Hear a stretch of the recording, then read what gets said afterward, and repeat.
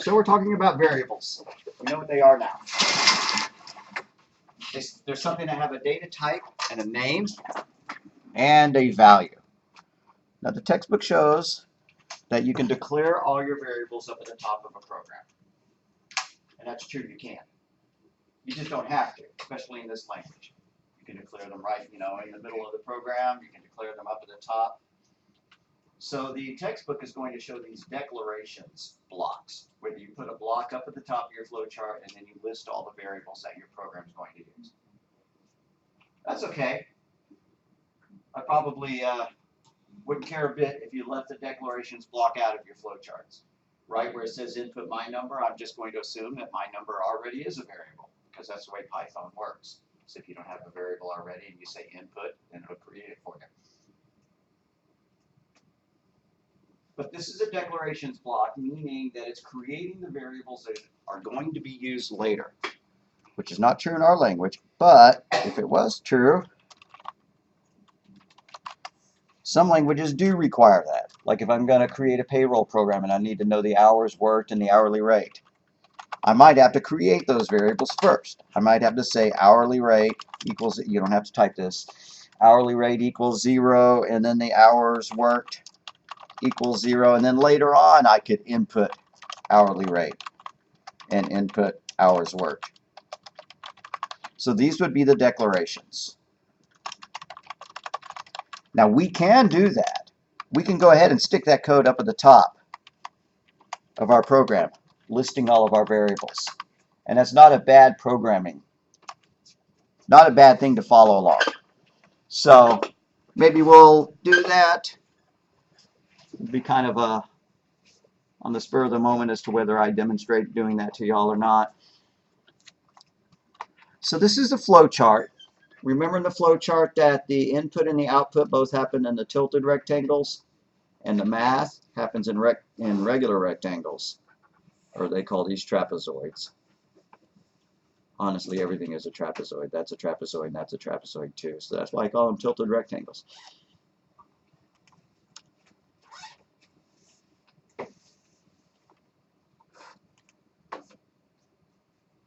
So the identifier is a variable's name, and it follows some rules. It can have letters and digits. This says some languages allow hyphens. Nope, ours don't, but it does support underscores. And then reserved keywords are not allowed. Since if is a magic word in our language, we can't create a variable called if. I don't know why you would want to, but you're coming up with an abbreviation for international funds or whatever. You don't say if, and then try to do something with it. Instead, you use if just like, it was the language keyword that it is. Same for other words like while. Words that make up the language we can't use as our identifiers, but it's pretty rare that you want to create a variable named while or a variable named if, so it's not going to be a big deal. So we do have some rules for identifiers. Why don't we actually, in our language, we're going to get specific rather than just say may and may not like the book does.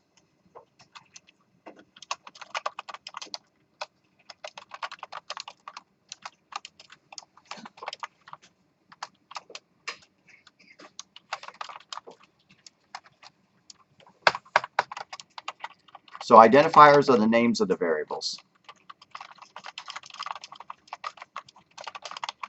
and of the modules and functions once we start talking about those. So you can use letters, digits, and underscores. You know what the underscore is? It's a shift of the hyphen right next to the 0 key, like that.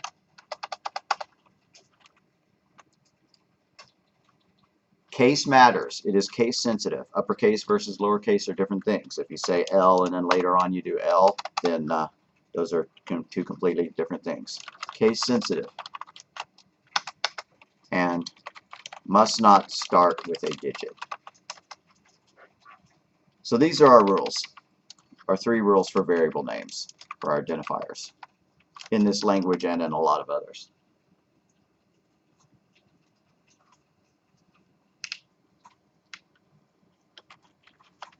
So tax rate 2019 is a valid variable. However, 2019 tax rate is not a valid variable name because it starts at a number. I guess I could add a fourth. It's kind of implied by all this stuff, but why don't we just say it real explicitly? No spaces. No spaces are allowed. So tax space rate is not valid. Tax underscore rate is valid.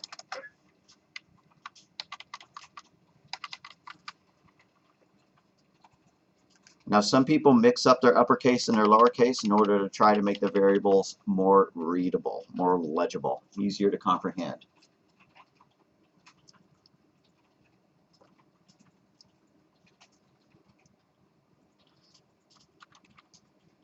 So, for example, you might see somebody who does this: state underscore tax underscore rate equals 0. Somebody else might do state capital T AX capital R AT equals 0. It's kind of up to you as to which one you like better.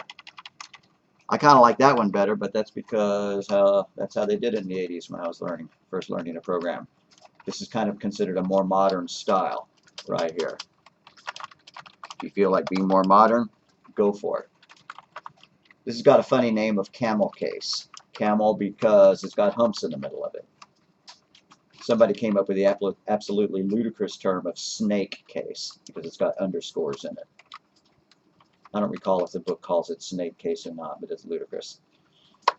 Or you could just make the whole thing lowercase, or you could just make the whole thing uppercase.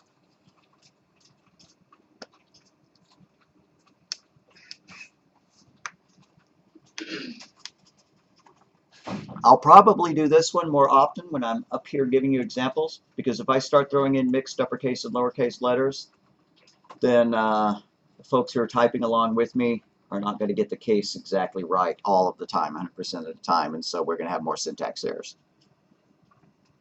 So I try to do all lowercase with underscores, just in my examples up here, but just know that this slightly different style is actually considered a more modern style. The reason I'm not doing it in here most of the time is because if I do state tax rate, then half the time people are going to make that a lowercase rather than an uppercase R or other things like that.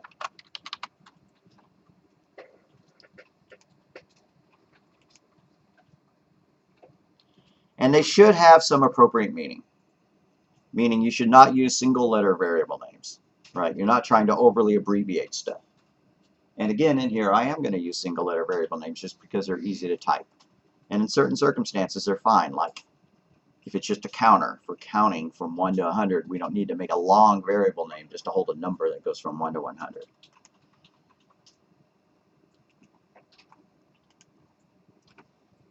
So camel casing. These are the variable names that have a hump in the middle. Then there's something called Pascal casing, which I don't know hardly anybody who uses, but it means starting it off with an uppercase letter and then doing the humps in the middle with more uppercase letters. And then there's this kind of oddball one used by Microsoft where they put the data type as part of the variable name. So example, if it was a floating point number, they might say, you know, float cost, or integer counter, or, you know, string name. Well, there's really no reason to do that, so I'm not going to be doing Hungarian notation in here. Oh yeah, here it is, snake casing. Use the underscores. And then mixed case with underscores. Okay, now we're just kind of going crazy here. If we're going to use underscores and uppercase, sure, why not? And then the goofiest name of all, kebab case. Well, we can't use the minus sign because the minus sign in our language means subtraction, not part of a variable name. So we won't be using kebab case. So assigning a value to a variable. In pseudocode, you do it with the set command. In Python, you leave the set word off. This is called the assignment operator. An operator is a symbol. This is another operator. You know, in addition and subtraction and modulus and floor division, those are all operators. Most of our operators are known as binary operators, meaning that they have two things they work upon. That multiplication symbol is a binary operator because it requires two pieces of data. You have to have two things to multiply by each other. This is also a binary operator because it's got two pieces of data. But it looks like it's got more than two pieces of data. Well, it's got this side, which gets all calculated. That's the one piece of data. And then once that expression is calculated and the result is tallied, then it gets copied into that one. And so that's its second piece of data. Now, the fancy computerese term for that is that these are the operands for that operator.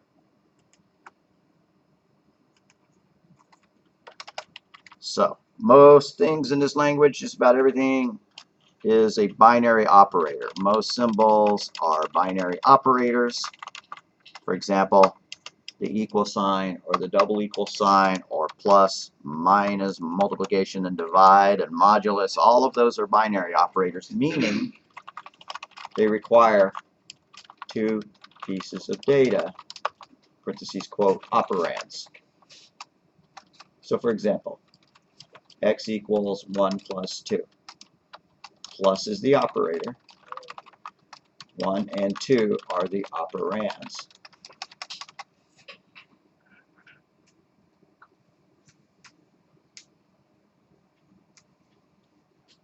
If you see the term L value in a textbook, that just means the thing on the left-hand side of the equal sign. X is the L value.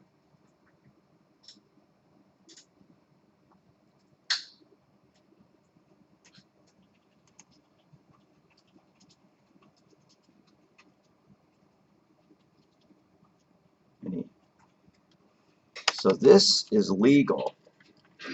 X equals 1, but 1 equals X is not legal because the left-hand side always has to be the variable. The so-called L value has to be a variable, not a constant. So this is legal, and this is not legal. That's syntax error right there.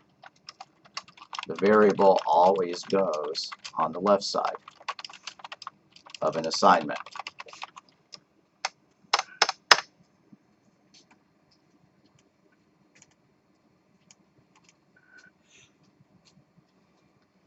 So initializing your variable is giving it a starting value. Num, your salary is 15 whatever. String, your name is equal to Anita. Just know that in our specific language you do not have to use those keywords because the variable picks up the data type based on its data. So that's float. It's a floating point number. It's already declared as a float as soon as we do that. This is a string of characters. It's already declared as a string. Garbage is a variable's unknown value. Now, we don't have garbage in our programs because the language does not support variables without values. I can't just do that, X, a variable without a value. I have to give a value to a variable every time I create the variable. So it already has a value of 10. It doesn't have an unknown variable. It doesn't have a garbage value.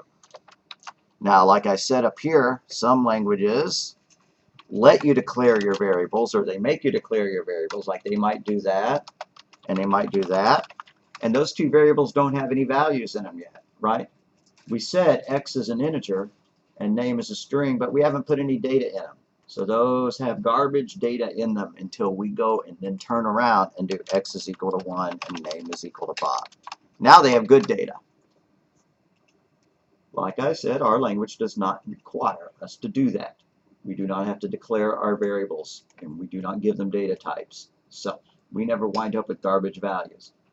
So just tuck it away in your brain when you do the Chapter 2 quiz. If you have to find out what a garbage value is, then you're good to go if you remember that, and then kind of forget it for now. This is true. Variables must be declared before they are used. What do I mean by that? If I write a program that looks like this, y is equal to x times 3, if x is not declared, that's going to be a syntax error. If I have not already created x above this line, then it doesn't know what x is. It's like I'm baking a cake, but I don't have the sugar. right? You don't have the bag of sugar, you can't bake the cake. If the computer doesn't have a value for X, it's going to be a syntax error. So the only way that would work is if X is defined. Now, we have been defining values of X up here, so, you know, probably would work. Guess I'll give an example, though, or explain what we're seeing here. That statement would be an error if X were not already declared. If we had no X variable.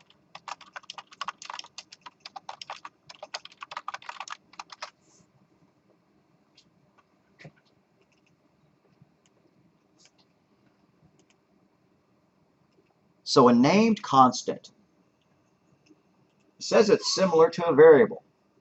Well, it is a variable. It's just one whose value cannot change. What you do is you give it an all caps name, and that's supposed to indicate that the value cannot change in the middle of the program. What do I mean by that? Like if I do this up at the top of my program, pi is equal to 3.14159.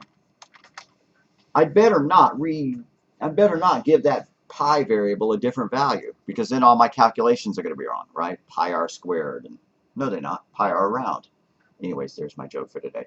So you get a variable that's named uppercase. We're supposed to treat it like it's a constant.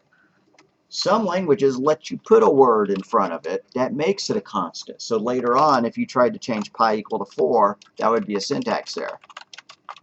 Not true in this language. This language doesn't have constants, so we just pretend it does. If it's got an uppercase name, then we know as programmers to not give it a different value further on.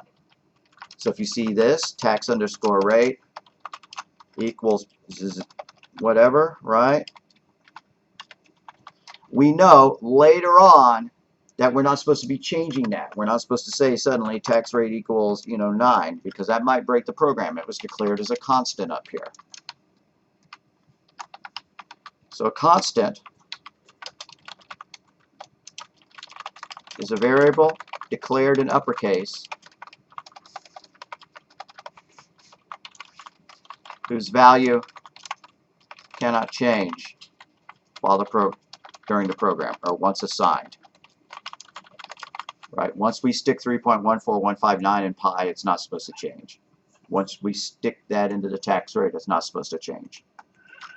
If the language supports a way to enforce that by putting a keyword in front of it like const, so much the better. Ours doesn't, but we still know if we type it in caps, we're not supposed to be changing it.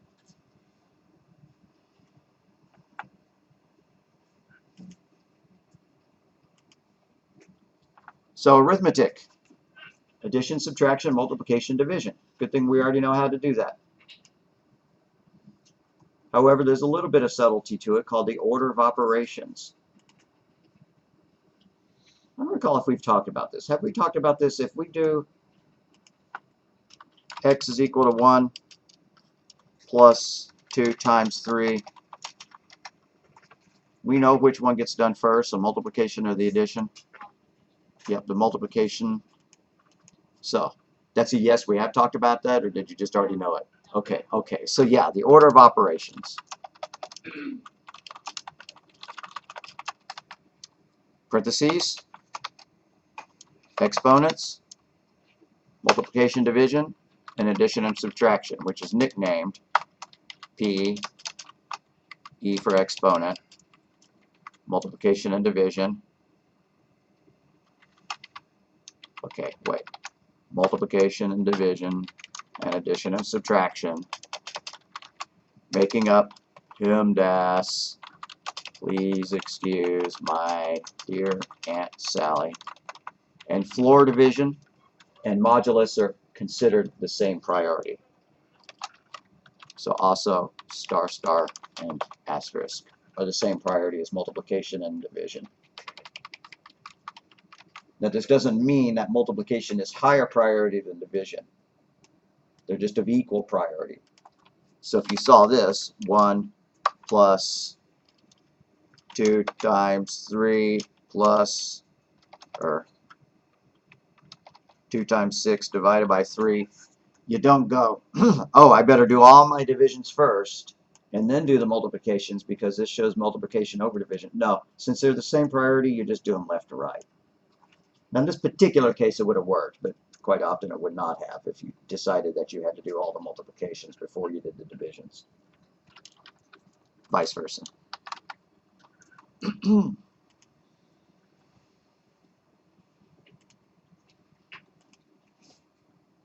Now this is saying that there's a special case when you divide an integer by another integer. Kind of tuck this away in your head in case there's a quiz question over it. Won't be on my exam because it's not true in Python. But what is that saying? That if you divide one integer by another, the result is an integer. Meaning that if I took 5 and I divided by 3, if I did x is equal to 5 divided by 3, an integer divided by an integer is an integer. An integer is only a whole number, so that would be a result of 1. It's true for an awful lot of languages. Not in Python. In Python, it actually does keep 1.666666 or whatever that would result in. If you want it rounded down, we have a way of rounding it down in our language. We just use floor division. And then it does get rounded down to 1. So Python has a way to do the integer division. It just doesn't do it by default, which the other languages do. Now that doesn't mean that if you had 5.0 divided by 3, that it would equal 1 in those languages, because the fact is that this is not an integer. It's got a decimal point. So, two kinds of math in the computers. There's floating point and there's integer math. They're handled by different circuits inside the computer. If they're both integers, then when the computer calculates it, it's going to be rounded down. However, the inventor of Python decided that that's not going to happen, and so instead it makes it so that it works the way we humans think. Because you get into weird circumstances. Like, what's that equal to? Well, that's equal to 0. Say what? Well, in those languages, where an integer divided by an integer is 0, and where an integer divided by an integer is a whole number, then what could that be, right? 0.333 rounds down to 0. But again, in our language, it's not. So in some languages, 1 divided by 3 is 0. Now put a horrified, scary face, sad face emoji there, right? Because that's pretty goofy. Because 1 and 3 are integers, and so the result is an integer. Not in Python. 1 divided by 3 is 0. La-di-da-di-da.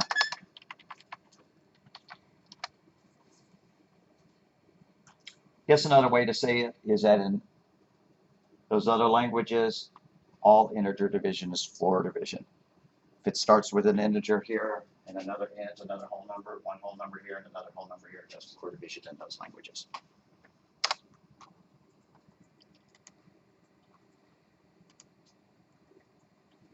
And then the remainder operator. Oh boy, it's going to be a long day if I'm losing my voice in the first lecture. Modulus is the percent sign. We've talked about modulus already.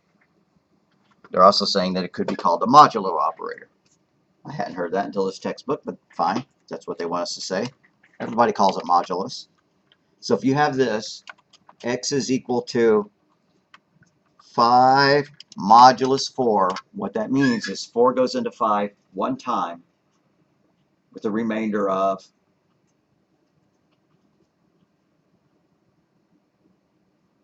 see, y'all were tuning me out, so nobody's going to answer the question.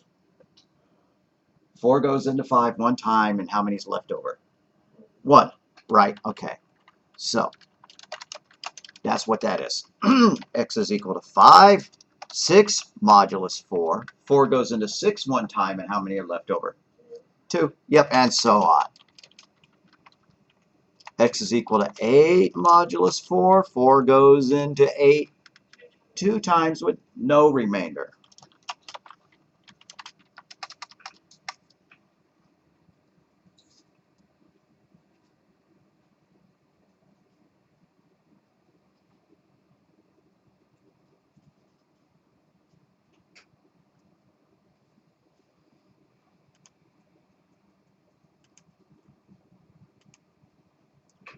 Alrighty, understanding the advantages of modularization. A module is a subunit of programming. We're just going to say all these words and they're going to sound like Greek, but then we're going to actually write a program and it's going to make sense. Also called subroutines, procedures, functions, or methods. To call a module is to use its name to invoke the module, causing it to execute. Modularization is breaking down a large program into modules called functional decomposition. Okay, now if I had to read that without already knowing what it was talking about, all that would have flown over my head. So we're actually going to write a program that has a module in it. So I'm going to end my comments with a triple quote.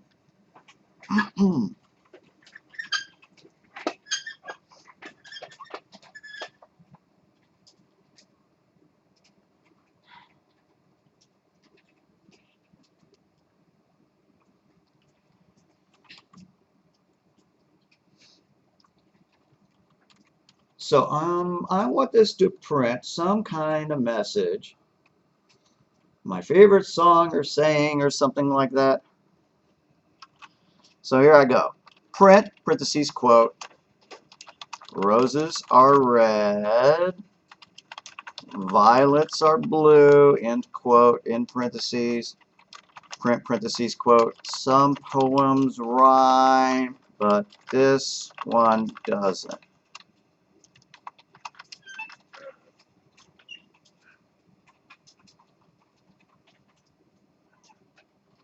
Now, if I wanted it to do that twice, 2 times in a row, I could do that.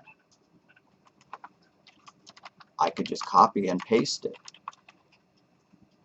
And there, now that's 3 times in a row. That's 4 times in a row. Pretty much anytime you're copying and pasting like that, you need to think if there's a better way of doing it. Instead, we could stick this poem into its own module, so that then we can call that module with a single word. I mean, now that I've deleted it, you can't see it run. Let's go ahead and save it. It's lecture F, I believe.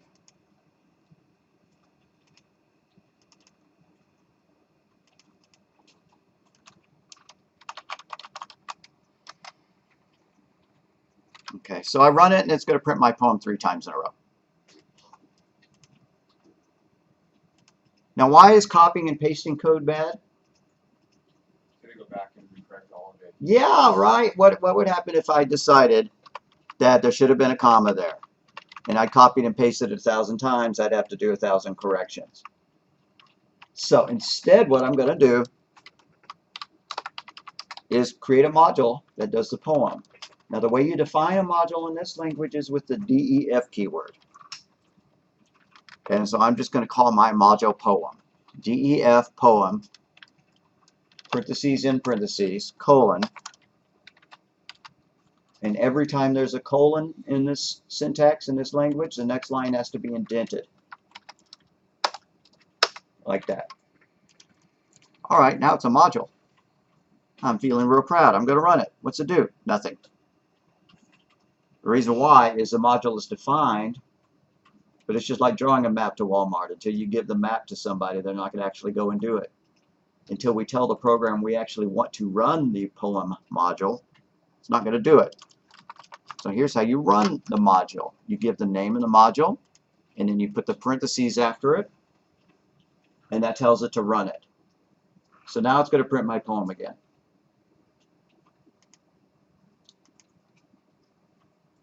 Okay, and it did it. What if I want to do it again? Well, print. That was so good.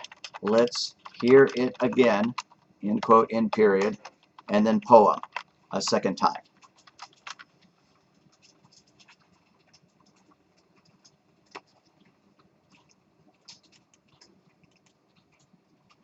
Okay, so silly example, but we see what it did, right? That was the performance of the module. It's like you gave the script to somebody and told it to do it, told them to read the poem. We did something else, and then we told it to do the poem again. That's one example. Let's do another example using turtles.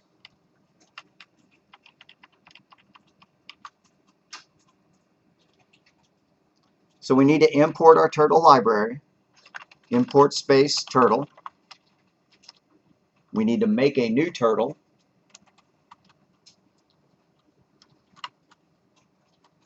Which I'm just going to call T. T equals all lowercase turtle dot uppercase T turtle parentheses in parentheses. Now we're going to make our turtle draw a square or triangle, something. How about a triangle? It takes fewer statements to draw a triangle, right? Because it's only got 3 lines to draw. Okay, so T.FD for forward, 50 pixels, so parentheses 50. Then he's going to make an angle, T.left, parentheses 120. Why 120? Because it's got 3 sides. A circle's got 360 degrees. 360 divided by 3 is 120. And then let's go forward again. In fact, let's copy and paste those lines. And in this case, it's kind of justified. We could still make it better, but I just wanted to draw 3 lines and to turn left 3 times. So that's why I did some copying and pasting.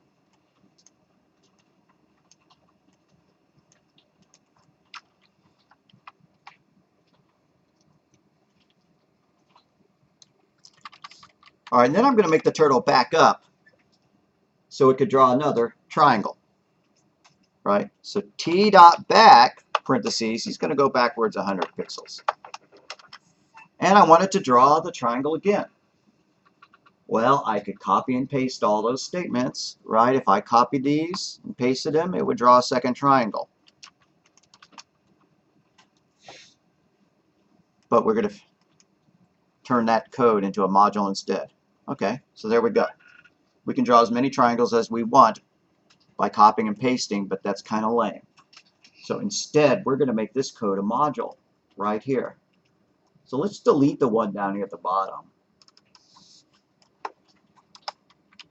Let's take these statements from the first forward down to the last left, highlight all those and hit the tab key or hit format indent. Why am I indenting them? Because to be part of a module, they have to be indented, just like we did up here. And also up here, we had a DEF statement. So my DEF statement is going to say DEF space draw underscore triangle, parentheses, in parentheses, colon.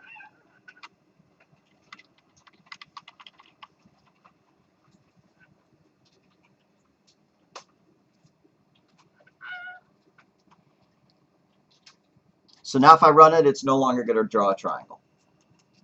I went to all that effort to make it more modular, and instead it doesn't draw a triangle. Now why is that? Same reason it didn't say the poem after I modularized the poem. Because I didn't call the function. I didn't call the module. I just set up the instructions for it. The program says, okay, yeah, I'm ready to draw the triangle anytime you tell me, but I never told it to. So down here, I'm going to call my module, which most languages call functions. So I will kind of mix those terms up a little bit. I'll try to use the term module consistently since that's what the book wants. But just know that when you step out of here and take another programming class, they're suddenly going to stop using the term module and call them functions. So draw underscore triangle, parentheses in parentheses, and then do that again after the command to go backwards. Draw underscore triangle, parentheses in parentheses.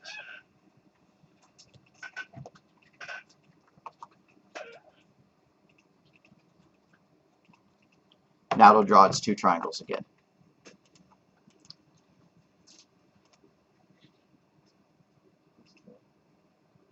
And the advantage of making things in a module is that if we need to fix it, we only have to fix it in one place. Like what if I wanted a larger triangle? If I wanted it to be larger, these lines would need to be more than 50 pixels. Now these actually probably should have been declared as a constant, or at least as a variable, so that I could change them all at once. Let's go ahead and make that change, just to make ourselves a little bit better programmers. Up here underneath my module definition, but indented just like all the other lines, we're going to make a variable called side, and we're going to set it equal to 50. And then delete all those other 50s and replace them with the word side. There's 3 times we're going to have to delete. Side, side, side. That makes it real easy to change the size of it. I'm just going to have to change one thing, and it'll be a larger or a smaller triangle. So that's still 50, but if I change that to a 1, it's going to be 150.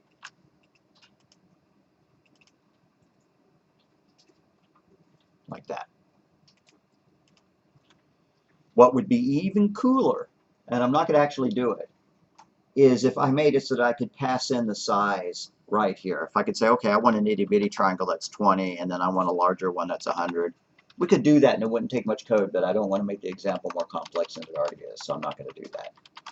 It would require making a change to this line of code here, and then making the change right here and right here.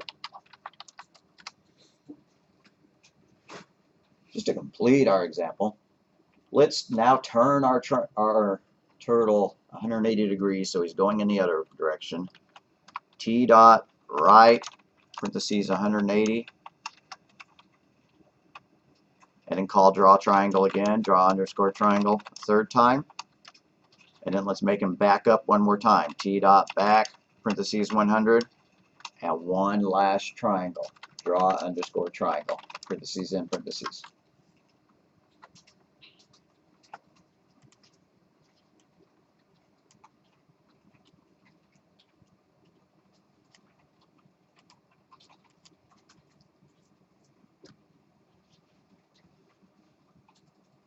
Yeah, kind of cool.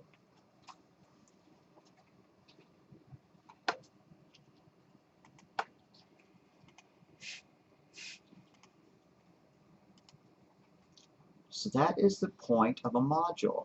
I'm going to give my own definition of a module, a little bit different than the textbook. If you quote the textbook definition of a module at me in an exam, that's great. If you quote me my own, it makes me feel even happier. So a module is a named block of code.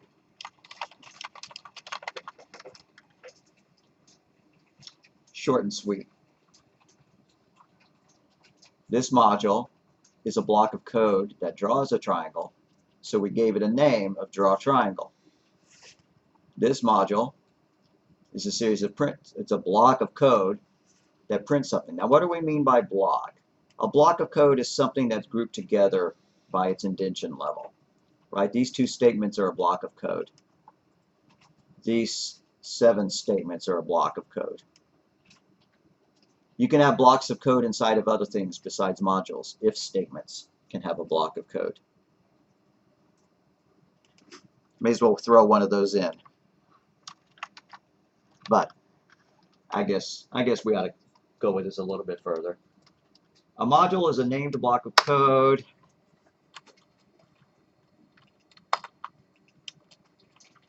The module is called by its name, followed by parentheses.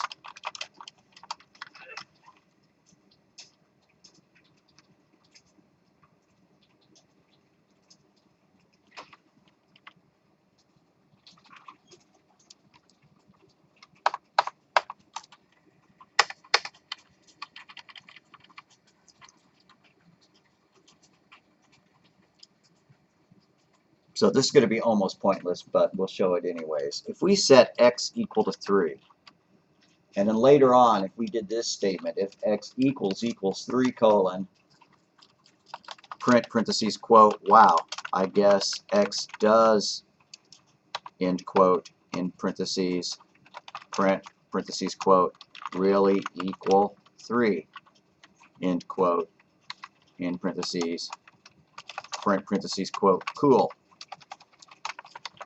end quote, in parentheses. So here's another block of code. This block of code is inside the if statement.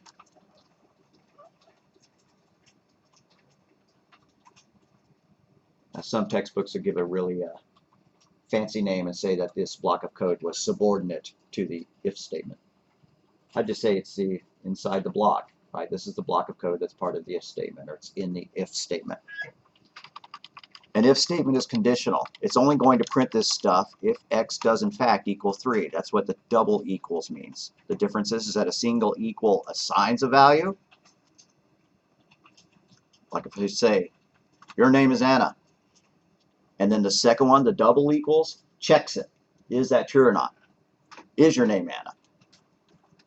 So when I run it, it is going to print my little silly message there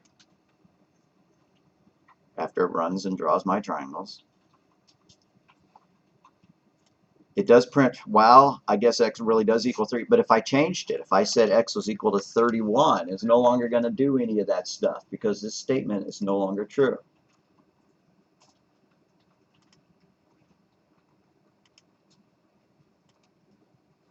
Right? It got to the end and it just didn't do anything. Right? We got back to the triple arrows because the if statement was not true. But what if I wanted it to do something when it wasn't true? That's when you use an else. So I'm going to hit enter here and back and do else colon. So this else needs to be back tabbed against the margin. And then I'm going to do print bummer, comma, x does not equal 3, end quote, in parentheses.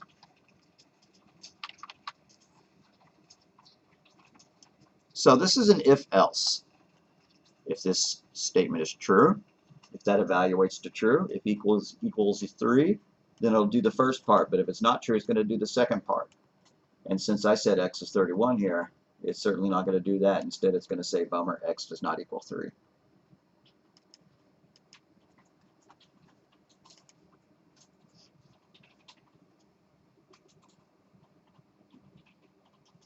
I'm going to lower the size of my triangle so it draws it more quickly. And as predicted, x does not equal 3. So I'm going to go back to my draw triangle function and change the size to like 15 so it'll draw it really fast. Just because I'm tired of waiting for it each time. Much better. I could also increase the speed. Anybody remember how to change the speed of a turtle? We've only done turtle lectures one day, but maybe you remember. Bless you. Bless you. You can do a t.speed up here, where after it's created, t is equal to turtle.turtle, you can say t.speed parentheses 10, and that'll speed it up some. The absolute fastest is if you say t speed 0, then it's maxed out speed-wise. All right, yeah, much better.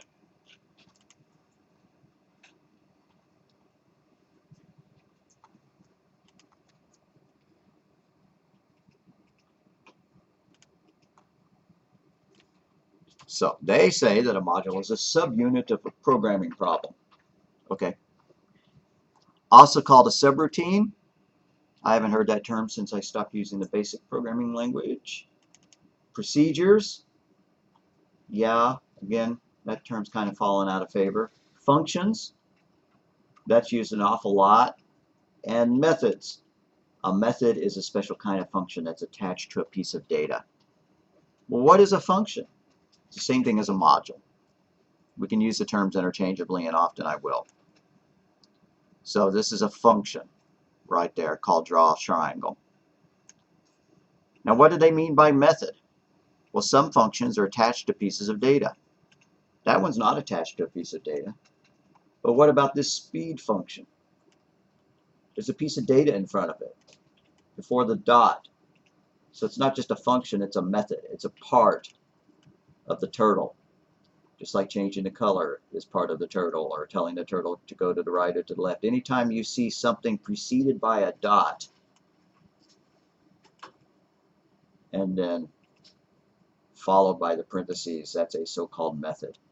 Now we're not going to write any methods for a long time in this class, because that's object-oriented programming, and we're not ready for that yet.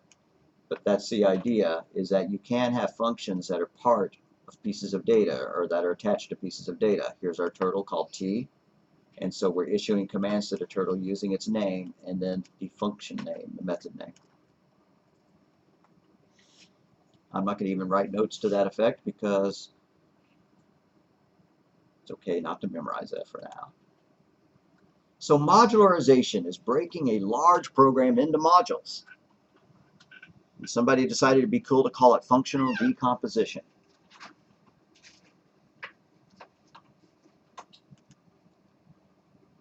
So why do modularization? It provides abstraction. And we think like, in the abstract, we would do this and that. It means kind of like broadly speaking or an imaginary circumstance, or it means paying attention to the important properties while ignoring the non-essential details. Well, you certainly have to pay attention to the details when you write the function. But once you write the function, you can call it without knowing any of the details whatsoever. When I call draw triangle, I have no idea now what it's doing. Unless I scroll up and look at the code, right? But the draw triangle function may be 10,000 lines of code.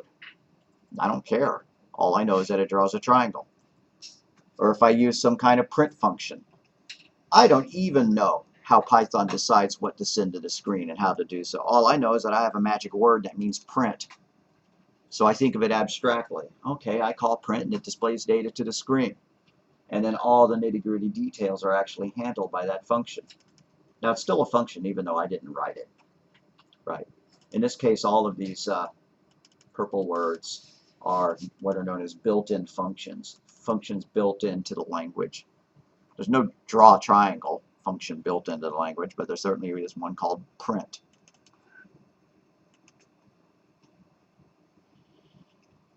They allow you to have so-called selective ignorance. I like that term, selective ignorance. It means I don't have to know everything about everything. I don't have to know how to do a print. I just know that I use that print word and it magically happens. That's why you hire a mechanic, so that you don't have to know absolutely everything about your car in order to get it running if it breaks. You're selectively ignorant about your car. And it's a good thing, because you can't know everything about everything.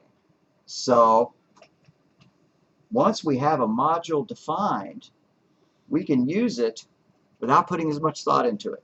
And you can collect a bunch of modules into a library. And then you can use that library without knowing as much about it. That's what the turtle library is. It's a collection of modules, a collection of functions that somebody created so that we could draw pictures on the screen without knowing the nitty-gritty about putting dots on the screen and changing colors and stuff like that. It's a very technical thing in order to put a picture on the screen, but if we have functions to do it for us, then we're golden.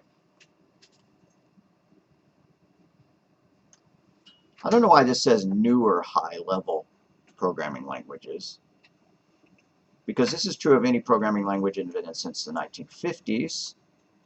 But a high-level programming language is one that uses an English-like vocabulary. It's got words in it.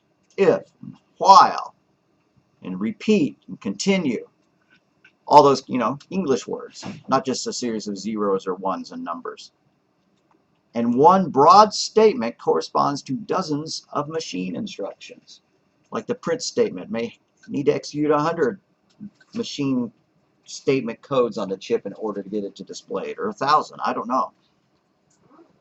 So modules provide abstraction. We can think in the big picture and use those modules without knowing all the details about them. And so when you're creating code, if you're trying to create something that can be reused or re-edited by somebody else, you try to break it down into modules. Right? I might get all my input in one module, and then I might calculate my results in another module, and I might display the results in a third module. And then my program itself may just call an input function, and then call a calc function, and then call a display function. These could have been written by other people. I mean, I said, Eduardo, I want you to do the calc. Madison, I want you to do the display, and I want you to do the input, and then I'm going to sit on Easy Street and just call those functions with those 3 lines of code. So large teams of programmers write things in modules so that they can interweave their work together. They can also be tested individually. I can make darn sure that my triangle function works, and then I don't ever have to sweat it again. Right? I already know it works. Whoever wrote the function to calculate, sine, tangent, or whatever, they wrote it once, they tested it, they validated it, they made sure it worked, and then forevermore, we're just allowed to call the sine function or the tangent function, and it just works. It has been tested.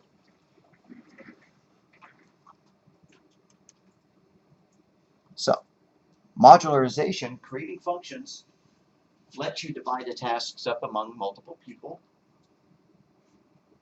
Rarely anymore do you have a single programmer write an entire project, just because the projects are so large, right? It takes an extraordinarily talented and insane programmer to write a video game on their own anymore, the kind of game that you publish on Steam or whatever. And yeah, there are some people who do that, the indie game developers. But you can be sure that Call of Duty and Fortnite and all the great big programs are written by teams, sometimes very, very large teams of people.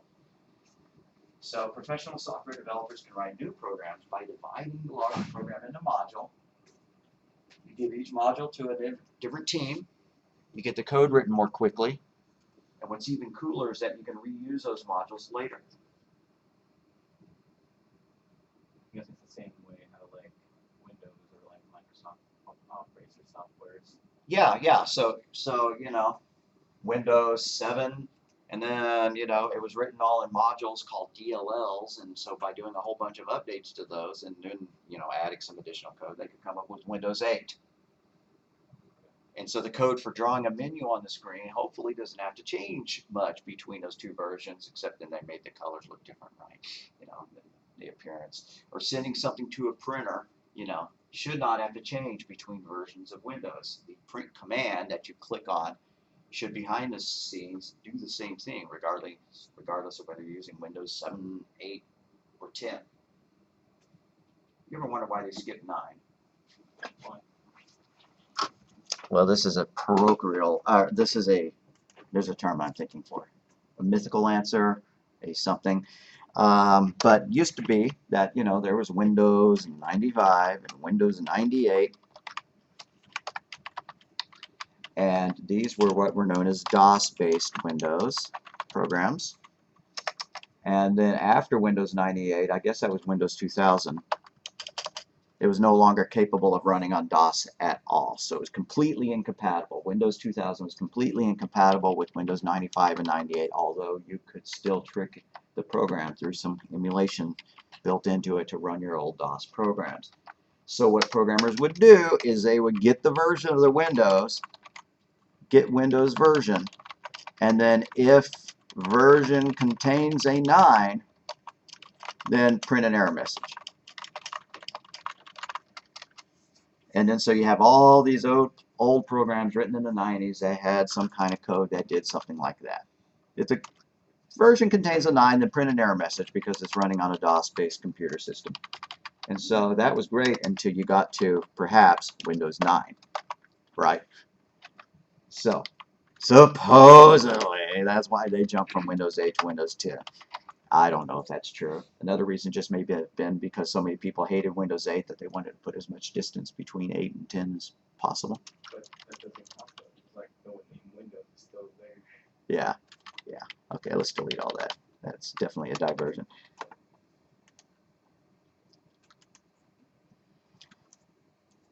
So modularization allows you to reuse work. There's a game library called Pygame, which would be fun to install on our computers and try to, see if we can get, a Space Invader spaceship to move up the screen or something like that. Need to devote a day to trying to do that. But it's built of a whole bunch of modules that are kind of, designed with the idea of putting some kind of game graphics on the screen. Now, it's not going to be a really, really fast game that you would, make $1 zillion on, but maybe I'll remember the idea of Flash games. People used to write Flash games, using something called Adobe Flash or Macromedia Flash, then you know, you could write these little funny games and then upload them to a website, and people could play them right there on the website. Well, that's kind of the same idea for Pygame, is that you could create, you know, cool little programs. You're just not going to write Fortnite on it. But it's a whole bunch of modules, which lets them be reusable. The individual modules can be used in a variety of applications. And in reliability, we can test them. So let's write some reasons why you would do, whoops, why modularize.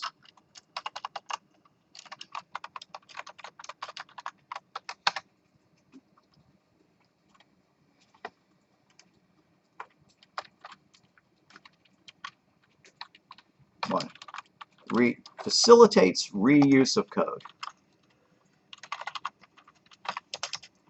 Now that I've written the game Doom and made $1 million, I'm going to come out with Doom 2. So I get to reuse all my modules and improve them and make them work better, rather than have to start, you know, start from scratch. So teams of programmers. That's another reason to write modules. Testing and reliability.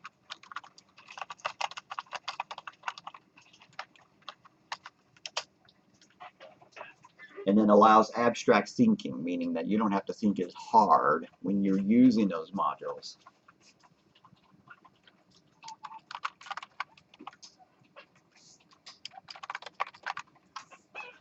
Now there's a quiz question in MindTap that I think has the wrong answer in it.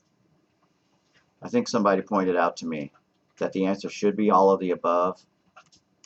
Let's go see if we can find that. If I can log in. I remember last time I tried to log into Cengage, it wouldn't let me.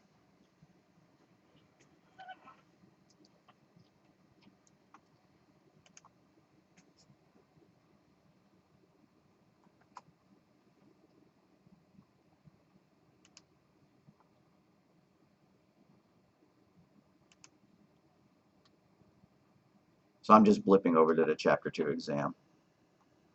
Excuse me, Unit 2.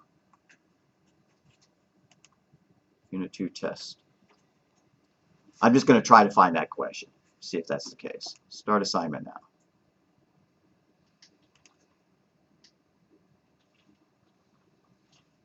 You're going to let me start the assignment now?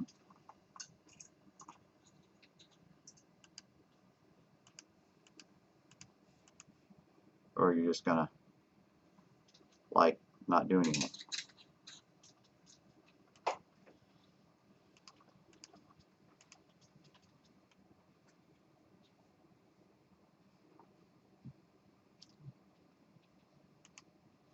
Okay, see, I had a cookie blocker and it stopped it from working. All right, you're about to take the Unit 2 test. Well, heck, I bet we can answer this. What are non-executing statements that programmers place within the code to explain what the program is doing? Good answer, but not quite correct. If it's written in English, and if you're kind of loosey-goosey writing out the logic for a program, that is pseudocode. But we're going to say it's a comment. So what's the difference between pseudocode and comment? The comments are the stuff that you put in your code. Yeah, what's the difference between pseudocode and comments? These are comments. Right, all of this is comments. I'm just explaining stuff. This isn't even logic. I'm not saying what a program's going to do. I'm just giving, you know, it's like adding voice memos to it, right? But isn't that English too? Yeah, it's English. So it's the So here's an example of pseudocode. Start. Output. Please enter age. Input age. Output. Please enter name. Input name. Output age and name. Stop. That's pseudocode. It's a English description of programming logic. It's not a programming language, but it's an English description of programming logic. But I guess you could write pseudocode in other languages, but honestly, you could write comments in other languages too. So I don't know why they're honing in on the word English, but so that would be a comment.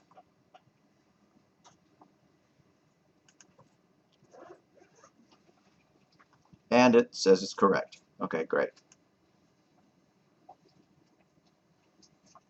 Alrighty, multiplication has a lower precedence than what? It doesn't have a lower precedence than division. It doesn't have a lower precedence than subtraction. I don't even know about it having a lower precedence than assignment. I'm kind of liking none of the above. I'm not digging any of the other answers because I know that one's wrong, I know that one's wrong, and I don't even understand how that could be a factor. So I hope that's right. Okay. I hope I don't have to do the whole quiz just to get to that one comment. All right, we talked about this one already. I mentioned this one just like 20 minutes ago. If you haven't stored a value in a variable, what is that known as? Garbage. I like compost, but no, compost isn't the right answer. Yep.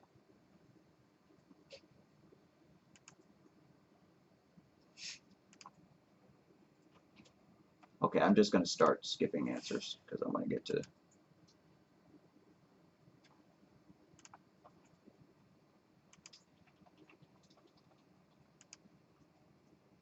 Oh, I have to choose a correct one.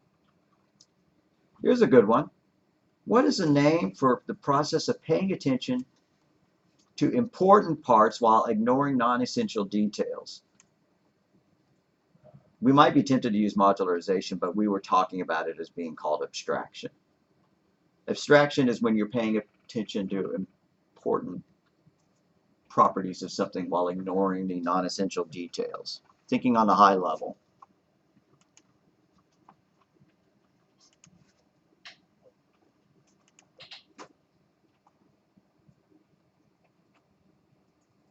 I'm giving wrong answers now because I want to get to.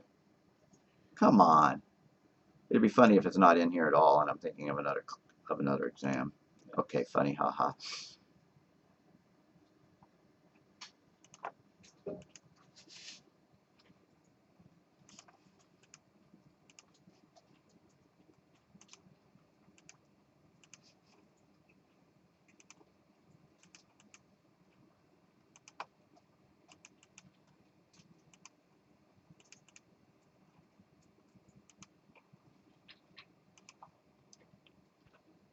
Four-fifths of the way through the exam. Okay, here we go. I think this is the question. Question 16. Modularization. No, that's definitely not it. That's definitely not the question I'm thinking of, but let's figure it out. Does modularization eliminate abstraction? Does it eliminate the big picture? No, it helps you focus on the big picture, so that's definitely a bad answer. Does modularization facilitate reusability? I want to hear some yeses or nos on that. No. Yeah, modularization facilitates reusability. If I wanted to draw more triangles, I'd just copy and paste that module into a new program and I'd be ready to go. Thank you for giving me the answer, though, so that I wasn't just sitting here waiting. But no, that's not correct. Or that is correct. That's correct. It does facilitate reusability. Does it increase the need for correct syntax? Well, you always need correct syntax. That's just silly. Reduce overhead. I don't know. It took the program just as long to draw the triangles, whether it was in a module or not. It's definitely facilitate reusability. That's one of the reasons you do modularization, is to make reusable code, like I mentioned here. I hope I mentioned it here. Yeah, reusability. Facilitates reusability.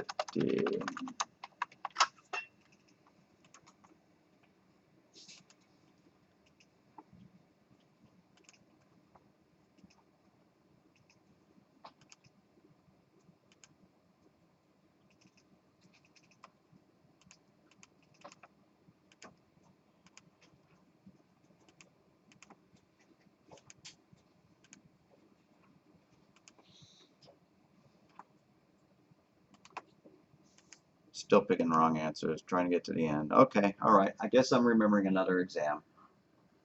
It listed 3 correct choices, and so I told everybody the answer should have been all of the above, and if they chose that, then it didn't give them credit for it, so I had to go and give everybody credit by hand. But must have been the scripting class and not the fundamentals. After we're done with chapter 2, maybe we'll pop into it again, but I'd rather you take the exam on your own to get the practice for it, and then we could, look at it together later.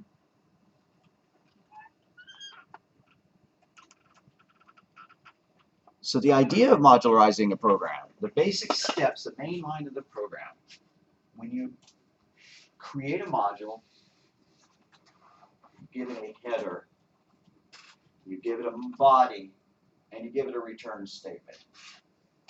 Well, I didn't give it a return statement because they're not strictly necessary in many circumstances. But if I had remembered that the book was going to say that, I would have put return statements in.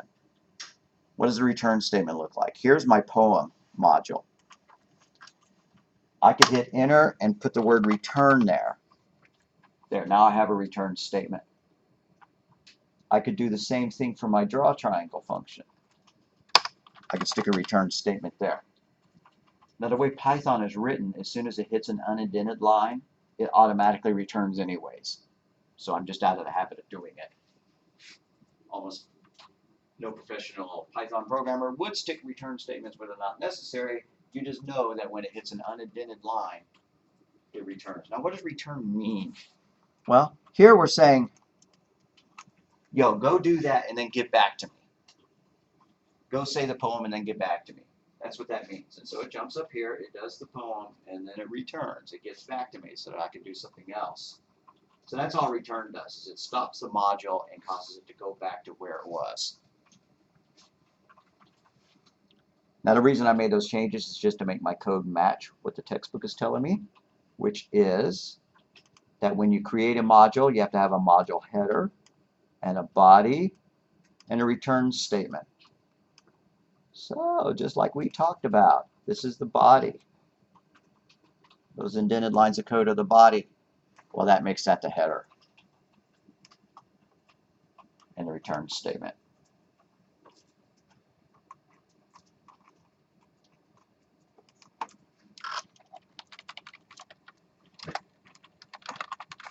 Pseudocode example.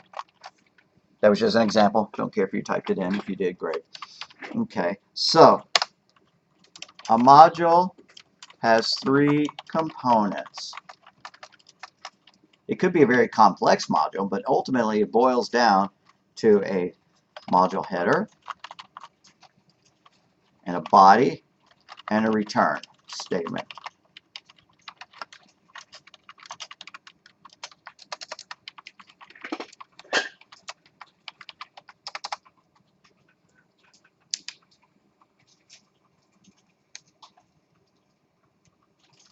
So let's write another silly module. Define song, parentheses in parentheses, colon, tab, print, I, end quote, in parentheses, print, parentheses, quote, love, end parentheses, in print, rock and roll. All right, and then return. So this is the header. The DEF is the header. Those 3 parts are the body, and then this is the return.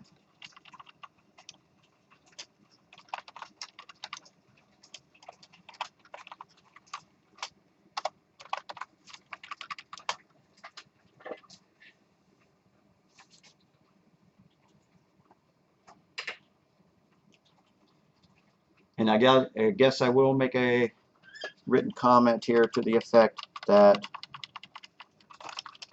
the return statement is optional in Python unless the module needs to, quote, return a value, pass a value back. Calculate the tax, right? When we calculate the tax, we're calling it because we want the tax to be calculated so we could do something else with it. It has to return a tax. But the song function doesn't return anything. The poem function didn't return anything. The triangle module didn't return anything. So the return statement is optional. Python just assumes that if it hits an unindented line of code,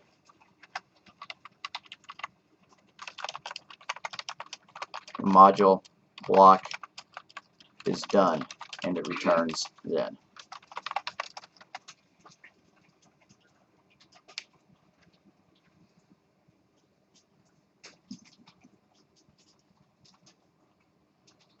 Kind of like hanging up the phone without saying goodbye. Have you ever noticed that when characters in a movie or TV talk on the phone, they never say goodbye? Almost never.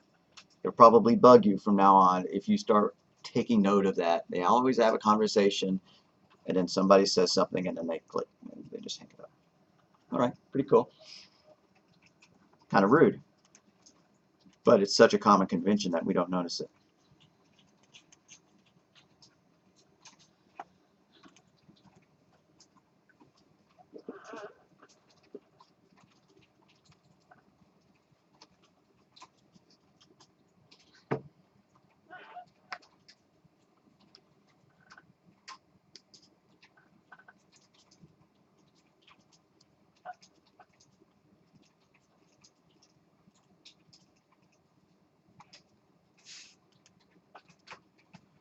So when you name a module, it's just like naming a variable. Follows the same rules. You can use letters, digits, underscores, but it can't start with a number.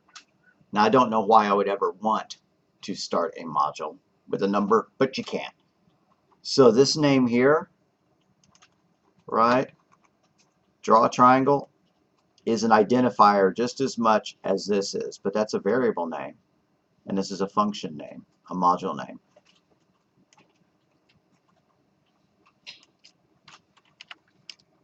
So in Python, we use def to define the module, followed by its name,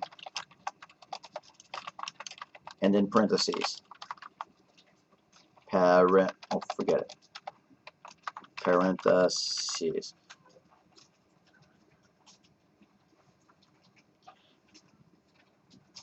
Like that. We use the def keyword, then we gave it a name, and then we use parentheses, and oh, then we have the colon. I left that out. Then the parentheses followed by a colon.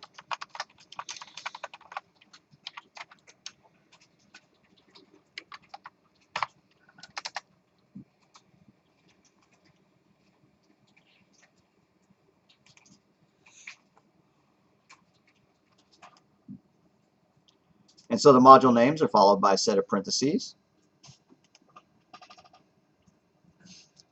When your so-called main program wants to use a module, the main program is just the unindented stuff. It calls a module's name by its name, followed with parentheses.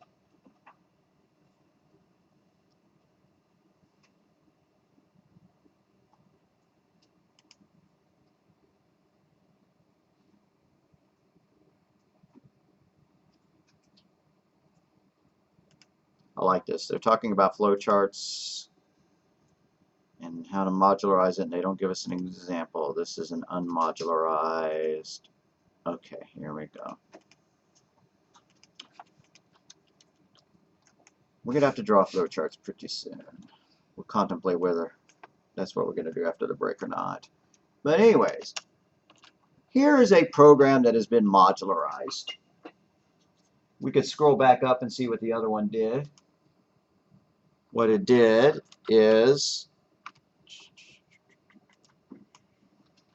we input the name, we output ABC manufacturing, we output something else, we output something else, we output something else, we output something else, and then we stop. Our modular version of it has us input the name and the balance, and then it has a module called display address info. Now when you drew this flowchart yourself, you wouldn't put this line. It would be implied. You'd put all the rest of the lines, all the black lines. But this one is just showing us that when we call this function, display address info, the program jumps over here, does everything that's part of its block, and then returns back out of it with that return statement. Yeah. So go do it and get back to me. Well, it does all that and then it gets back to me so that it'll finish going on down there. So again, things to note, the input is done in the tilted rectangles. So is output. Output is done in tilted rectangles. This one doesn't even have any math except for the declaration of the variables. And like I said, I consider that optional since our language doesn't require us to do it, but I will never count you off for putting a declaration block up at the top of your code. And the module call is also a rectangle. It's called a process block, a process call. Except our flowcharting program does not use a vertical bar on it. It's going to use horizontal bars. Excuse me, vice versa. It doesn't use one horizontal bar on it to get it. It's going to use two vertical bars. I do think we're going to need to draw some flowcharts after we get back from the break. Let's take a little more of a peek. You can declare variables and constants within a module. Yeah, anything you can put into a program, you can put into a module. Right? In my code here, in Draw Triangle, it was kind of a mini program, right? It had a variable assignment and it had some function calls. Yeah, you could define some constants in a module, but those constants should only be used inside the module. Since side is inside this module, we shouldn't expect to be able to use it anywhere else. I should not, don't add this because I should not be able to do that. Whoopsie, come back. Because side was defined inside a module, it's not supposed to be available outside the module. Right? You put your fridge in your kitchen, it's not supposed to be available to the neighborhood. This variable is declared as part of the block for the module. It's inside the module, so it's not available to the neighborhood.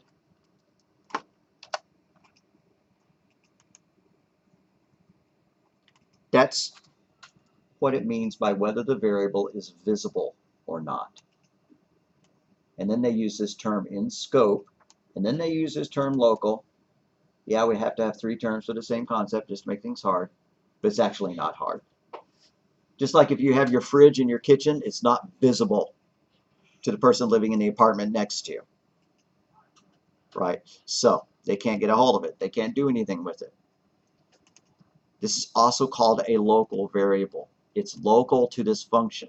Your fridge is local to your apartment. You know, the Howdy Doody restaurant is local to Oklahoma City. You can't find one anywhere else. I just made that up. And lastly, that's called in scope. This variable is in scope only from here to here. Kind of like, I guess, if you had a hunter rifle. The only time you can see this variable is when you're inside that function, that module. So I guess we will add a comment about variables. If you declare a variable in a module, comma, it is, quote, local to that module. It is, quote, visible only inside that module. It is in scope only inside that module. Sorry that we have three synonyms.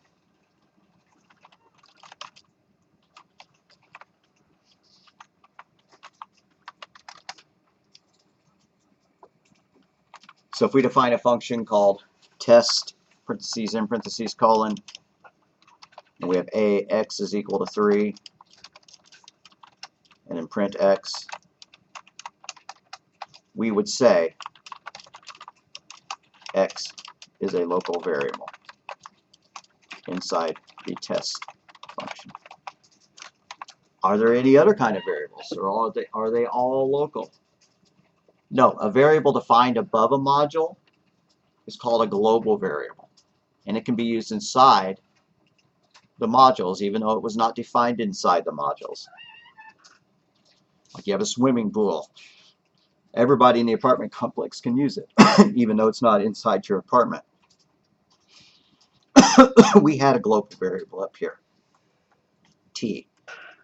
T is a global variable. We were able to use it inside this module because it was declared above the module.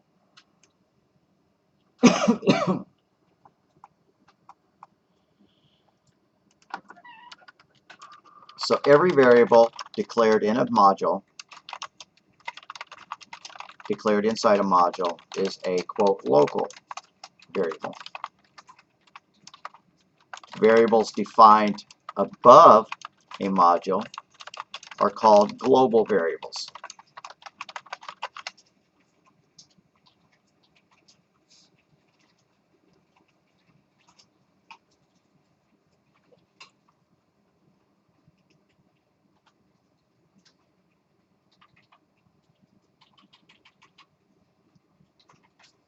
All right, let's stop. Get back together at about 1:35.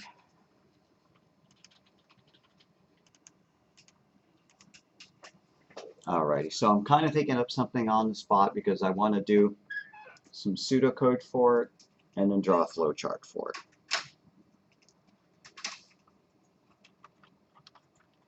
So I'm going to do a stopping distance or a braking distance program. I'm traveling 80 miles per hour.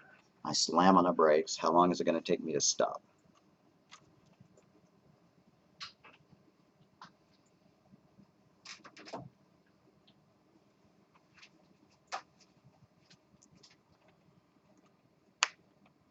So our formula, the formula I want to use, and I'm just kind of typing this out loud, free form, don't necessarily want you to type it in.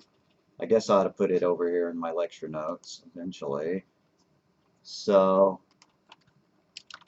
stopping distance. There's a formula for it. I just looked it up. D is equal to S star 2 divided by parentheses 250 times F in parentheses. All right. Now what was S? S is the speed in kilometers per hour. Now we don't, I would say a fair majority of us probably prefer miles to kilometers. So we would need to have some kind of conversion built in.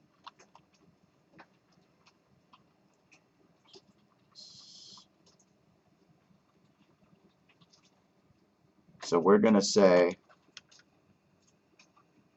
S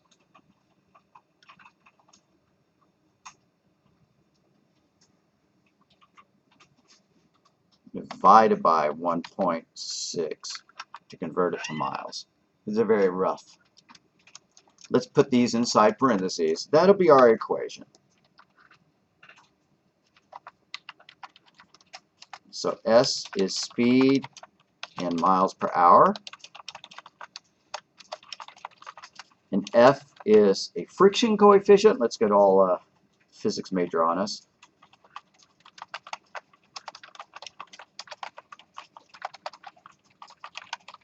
To where 0.1 is ice and asphalt is 0.8.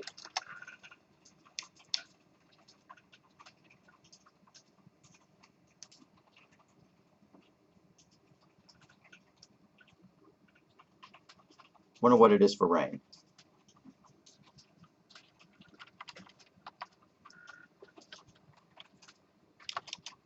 Let's say rain is 0.4.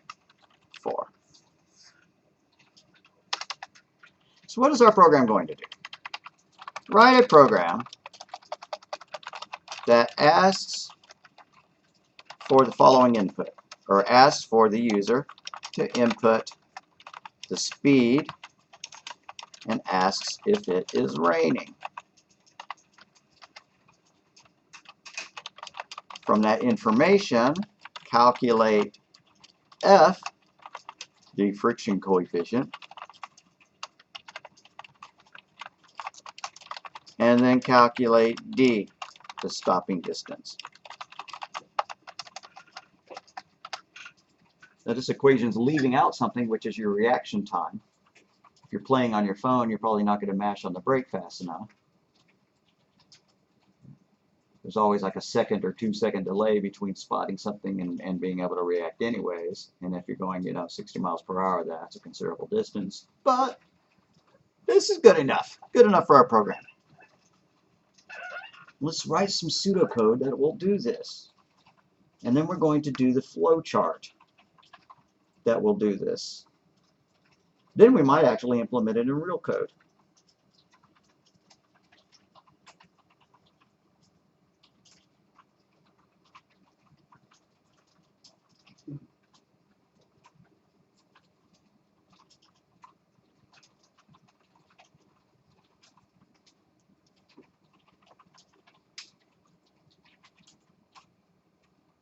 So pseudocode first. I guess if we were going to do it like the textbook, we would have our declarations. So we'd have a start, and we would need to define our variables. I see two variables, F and D. And I know we're going to have another variable that means whether it's raining or not. So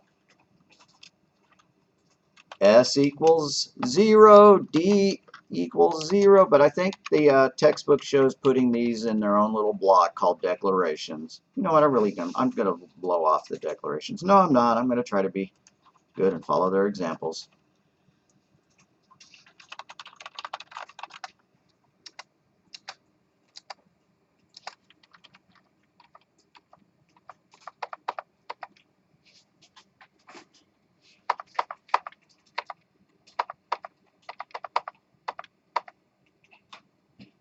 All right, okay, anyways. So start, and then the declarations are going to follow, and they're going to be indented underneath that.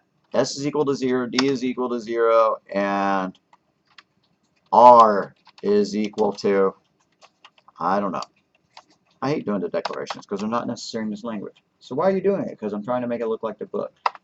Why are you making it look like the book? Anyways, I guess I'll just do it like that.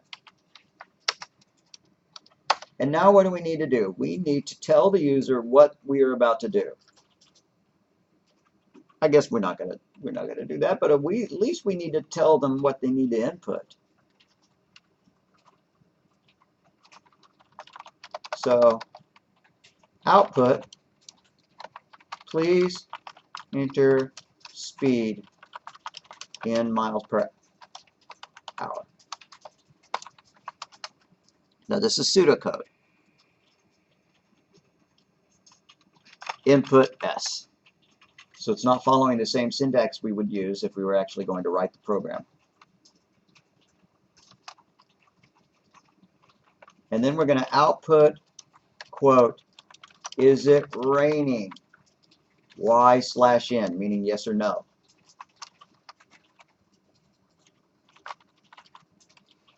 Input R. Now we've got some data, but we don't quite have enough. What do I mean by that? Oh, we had one more variable up here in our equation. We had F, the friction coefficient. So I better set that equal to 0 before I use it, if I'm going by the textbook. So I just added a line up to our declarations up here. I could put some comments up here explaining what this stuff is. This is the speed, or miles per hour, mph. This is the distance. I wonder what it's in. Meters, kilometers. I guess we'll find out. We'll just type it in and see what happens. This is the friction, and this is raining.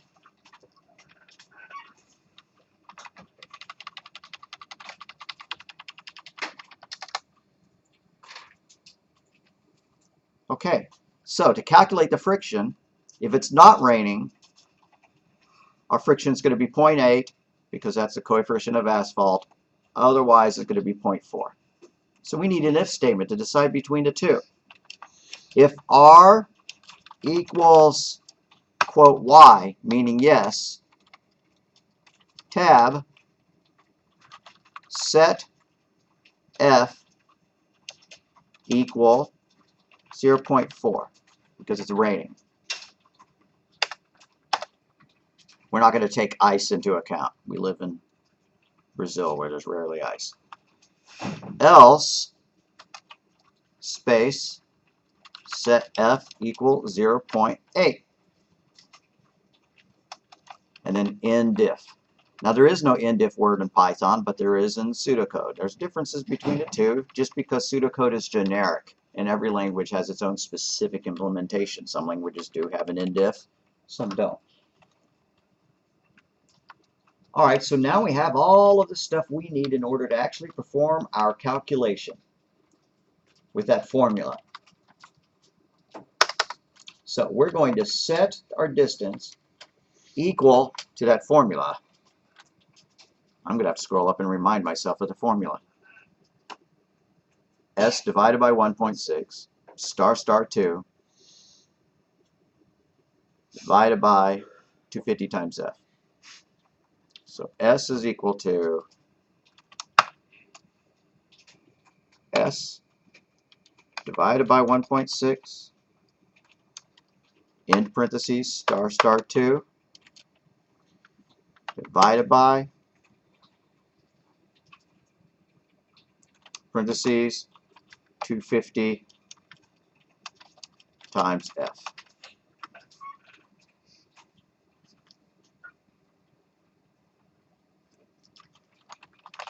And so then output, quote, stopping distance is, end quote, comma D.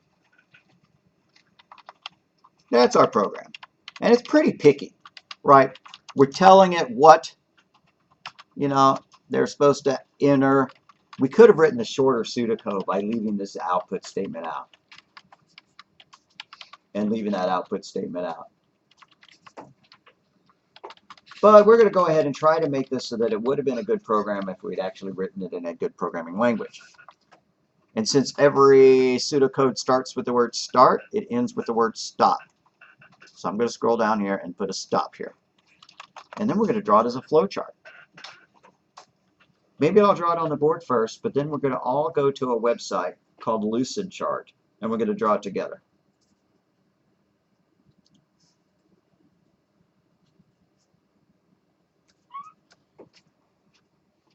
So the declaration block is where you declare all your variables that you're going to use later.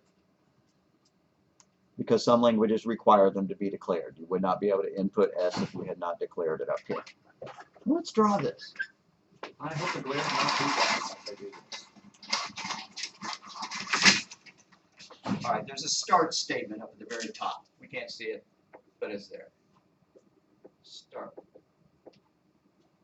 Then we have a declaration block. According to the book, the declaration block is a rectangle, a square, and it's got some words in it. S is equal to 0, D is equal to 0, F is equal to 0, R is equal to 0, quote, end quote. What's a quote, end quote mean? It means it's a string, not a number. Because we're going to ask them if it's raining, and they're going to type in a yes or a no.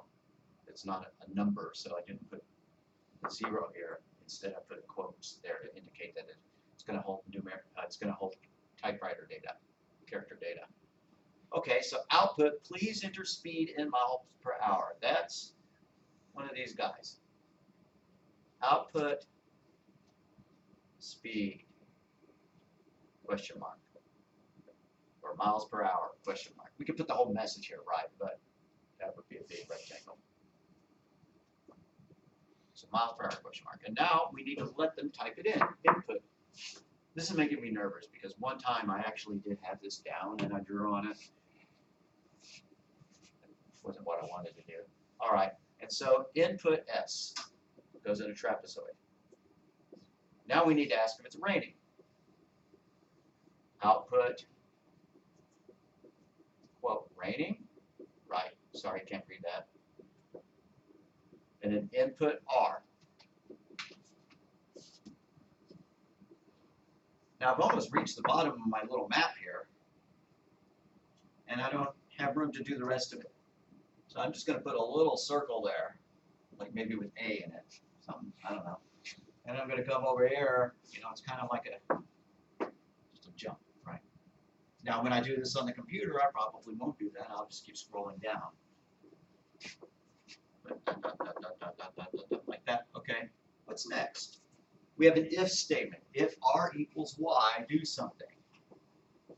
If R equals, quote, Y for yes, then we're going to do something. So this is the true side, or the yes side. If that's true, we set F equal to 0.4. That's math, so it doesn't go in a tilted. Set F equal to 0.4. Else, well, there is no else symbol in flowcharting. Lots of students want to put an else statement, and so they try to come up with a word, you know, symbol that means else.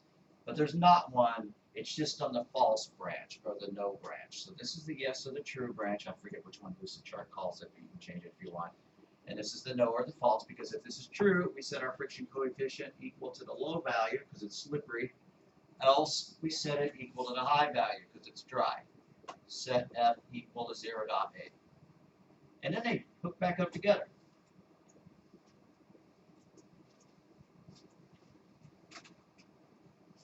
They hook back up together at this indif, right? If R equals Y, set F equal to that, else set equal to that, indif. They hook back up together. And then we have two more things. We calculate the distance. Now that's going to be a long rectangle, so I'm not going to write the whole thing. Set D equal to whatever, right? You know, la la la la la. And then we have an output where we output the distance, and then we stop. I'm sorry, this is so low. I hope y'all can see it. You can. So, anyways, it looked like this if we zoomed out.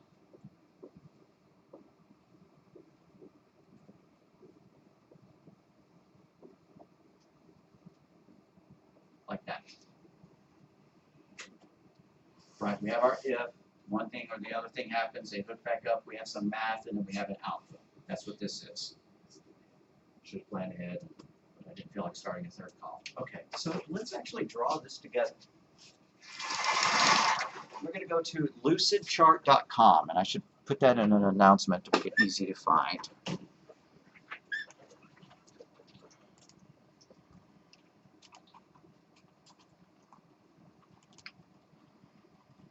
There's also a flowchart program. Oh, it just slipped my mind. As part of Microsoft Office. But this one is available on any computer. You don't have to have Office installed, and it's available for Macs or Linux or whatever. And you can find other flowcharting programs as well. You don't have to use Lucidchart. It's just that since it's free and available to us, we're going to use it in here, or I am. You can do what you want.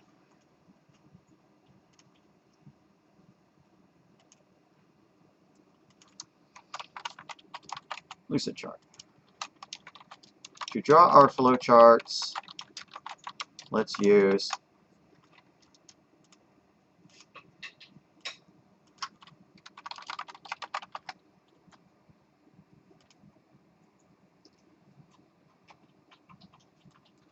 lucidchart.com.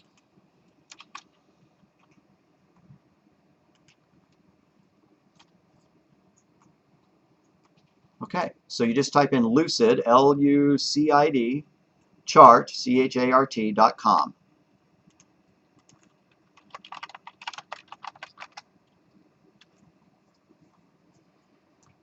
Sign up for free.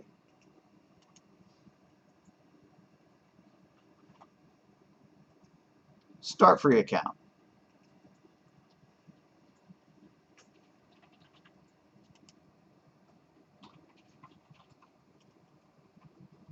And since we have Gmail accounts, we could probably just do this sign up with Google thing.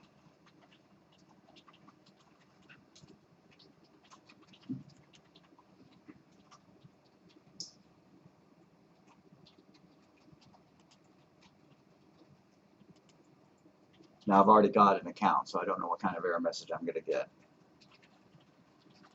Let's see if that works for you. So let you log in. Let you do that. Okay. So we're going to make a new flow chart. Well, I better slow down before everybody moves the chart.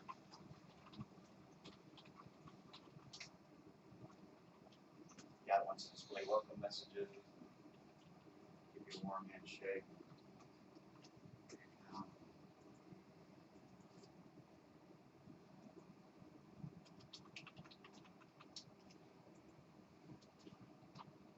I guess when it asks welcome to flow chart, you can say that you're in education if you want to click that thing. That you're a student.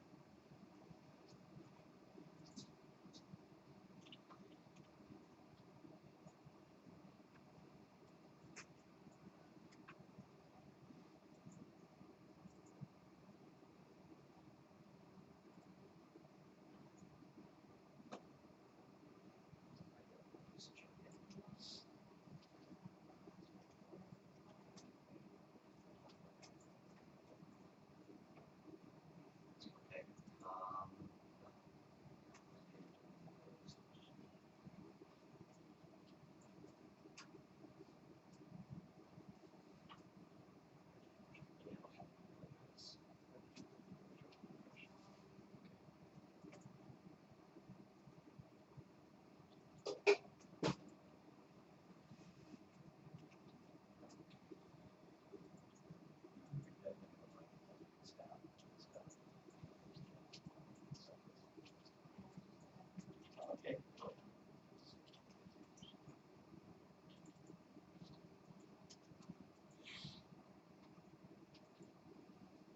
mistaken, it already is locked. By some miracle.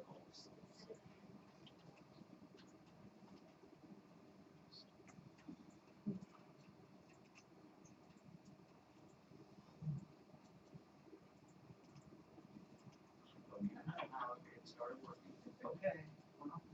That'll be enough for this class, but yeah, get your password. Okay, so we're going to start a new document. I'm going to click the plus sign.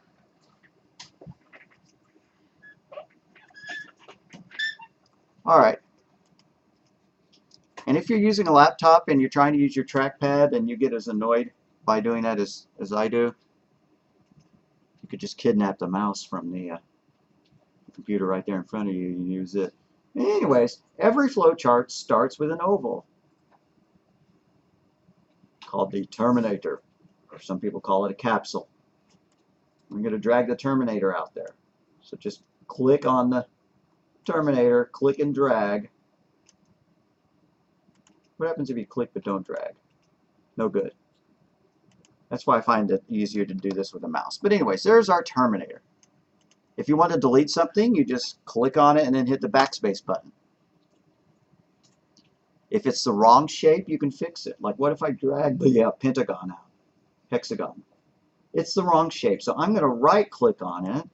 You don't have to do this. I'm just showing you. And choose change shape and do that. Now why would I do that? Because sometimes you have a lot of stuff in it and you don't feel like deleting it and recreating it when you could just change its shape.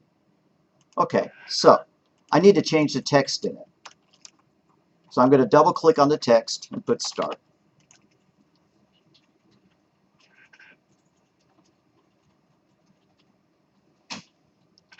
And what I would really like is if all of my text here, all of my pseudocode, was already in the flowchart so I could refer to it. So I might do that. I might paste my code over here so I could draw the flowchart next to it. I'm just going to push that oval out of the way. And you see this thing up here, this text block thing, which says text here next to the T. I think we could drag that out, drop it, and I'm going to go and copy from my program my pseudocode and paste it there.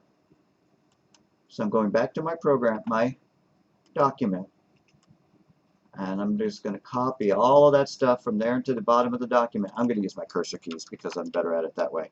I'm going to put my cursor at the start of on the word start, hold the shift key, click the down cursor, the down arrow until it's all highlighted.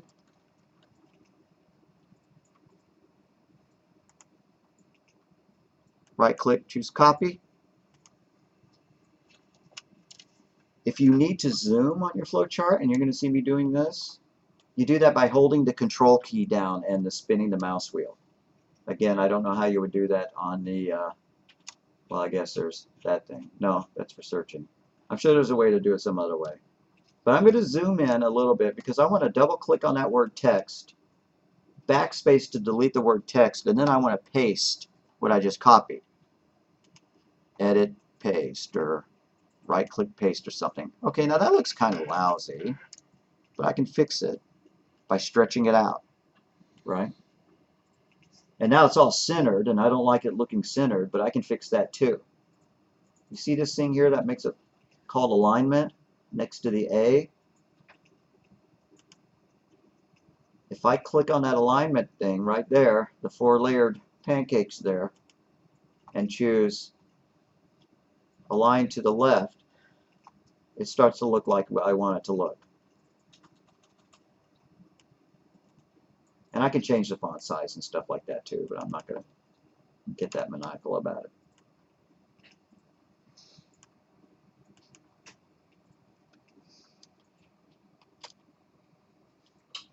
If you don't like moving with the little scroll bars, I believe you can hold the space bar and click and drag.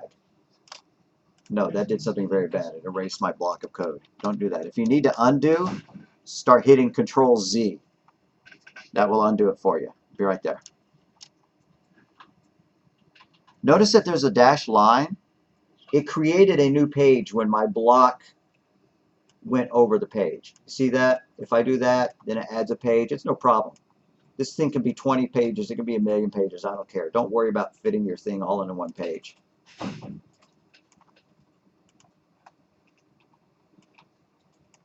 If it's correct, right? And if I don't have the flowchart in front, the pseudocode in front of me, then I won't know that your flowchart's correct. Okay, so start. And then declarations. Declarations is our next thing. And according to the book, the declarations go in a rectangle, like that. So we're going to use a rectangle. Square plane rectangle without a bar on it. This one doesn't have any modules, so we're not going to have any blocks with bars in this particular flowchart. So I need a rectangle. Now I know there's a rectangle there, but use the one under the flowchart symbols instead. Grab a rectangle and pull it out. It's called a process block, according to this flowchart program, and that sounds good to me. And I need to type in these 4 things, and I'm going to show you something that kind of hinders your typing. If I type in s equals 0 and then I hit enter because I want to go to d equals 0, it thinks I'm done. It thinks that I've concluded my typing, and I'm not, right? I have more to type here. So instead, just double click and delete all that if you have to. Type what you need to type, s equals 0, and then hit Control Enter or Command Enter on your Mac. And it goes to the next line. D equals 0. Control Enter. F equals 0. Control Enter. R equals quote, quote.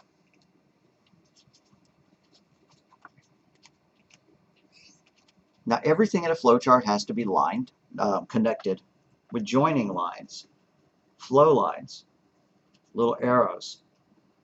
So I'm going to click on the start block, and then you see where that red thing is right there?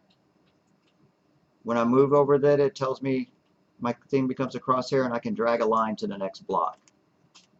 And it tries to be smart about it so that once I get that line drawn, it tries to stay connected.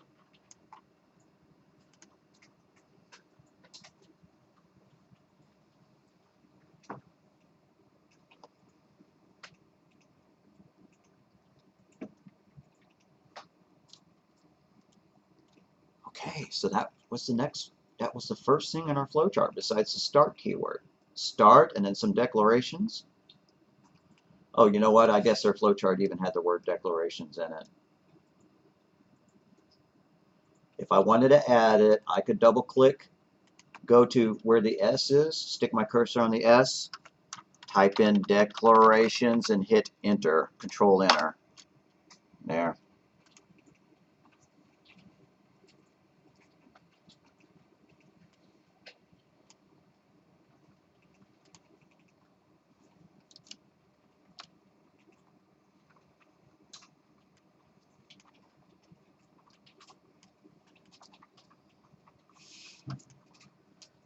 Alrighty. So we have an output. Output is done in a trapezoid, a tilted rectangle called a data block. When you move your cursor over it, it says data, and then if you look at the bottom here, it says data IO, input, output. Gives us a clue that we need to use this for both of them. Oh, I meant to show you this and I didn't. You can draw if you start to draw an arrow and it doesn't hook up into anything, it lets you pick from the shapes that you want to do next. See how I started to draw an arrow and then it pops this up? That's a faster way of doing it. Usually I don't remember to do that, and I always drag them out from there, but I can do that.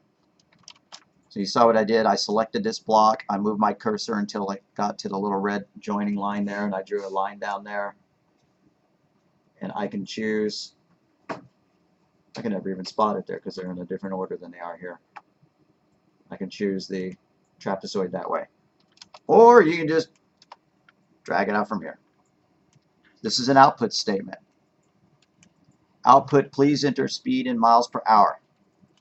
See, now that I did it that way, I don't have my nice connecting line. So I need to hook that back up. So output, quote, please enter speed in miles per hour, end quote. And if your text goes over the edge, right, if it goes out of bounds like that, you can play with the width of it. And then half the time when you start trying to play with the width of it, you accidentally draw a line like I did. So just hit delete that, and try again, click on the block. You can resize it, and you can also use Control Enter inside of it to control the line breaks, right? And I don't care if the text goes out of the border, right? I don't care if you color outside the lines.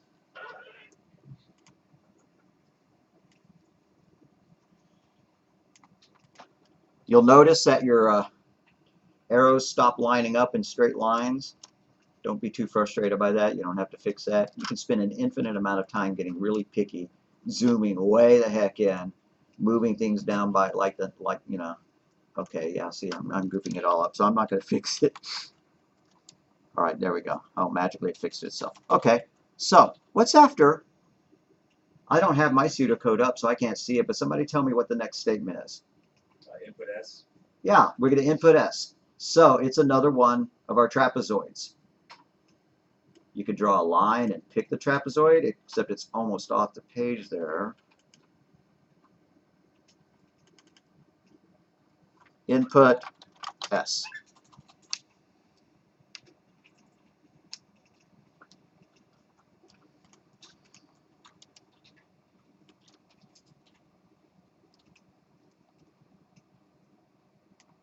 And when I'm drawing these on the screen for you, sometimes I spend a lot of time trying to shrink these down as small as possible just so that I can get as much on the screen as possible. You don't need to do that. You're not limited in your screen space.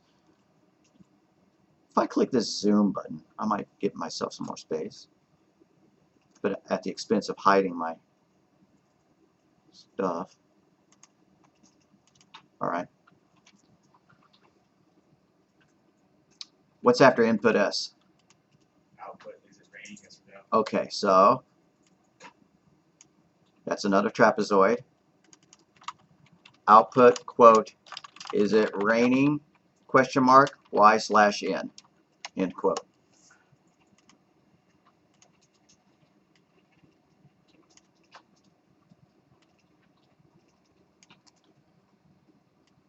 Now see, she's starting to look really sloppy. And if I was going to put this up for publishing, I would try to fix it. But the reason it's looking sloppy is I'm resizing it. And when I resize it, the arrows do weird things.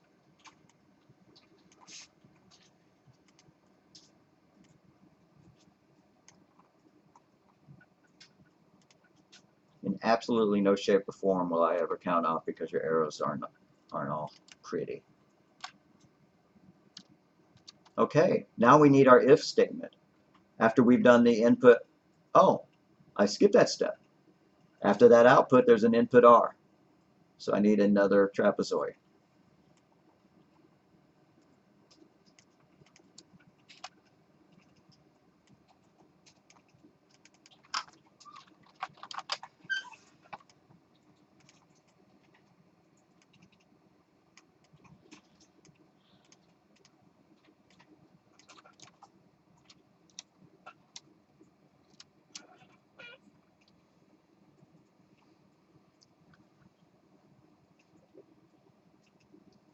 Now, on the whiteboard when I was drawing it, I showed putting a little stop circle and then a start circle, kind of like a teleporter. I think I could skip doing that and just keep scrolling down. So we need an if statement, and if is a diamond, a decision block. So if R equals quote Y end quote,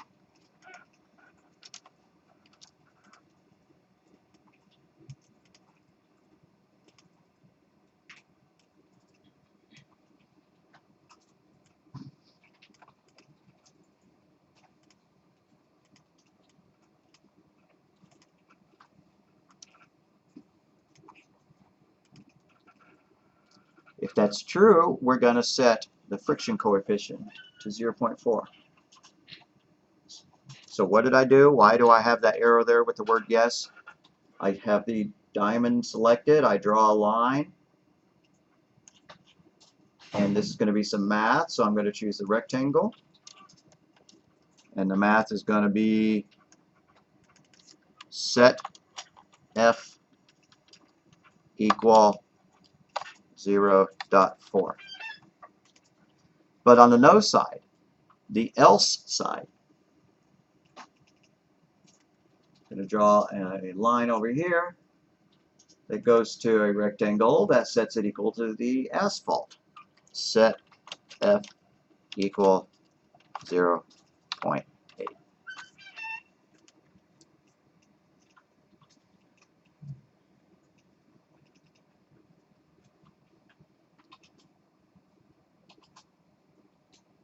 Okay, gang, the suspense is killing me. I want to find out if that formula actually looks like it'll work or not. So I'm going to take a break, go back over to Python and actually code it in Python. So print, parentheses, enter speed in miles per hour, end quote, in parentheses, s equals input, parentheses, in parentheses, s equals float s, print parentheses quote, is it raining, question mark, y/n, end quote, in parentheses.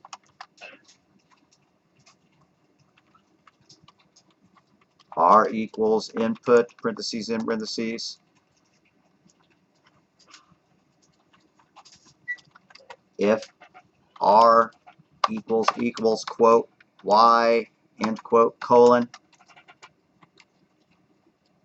Hit enter.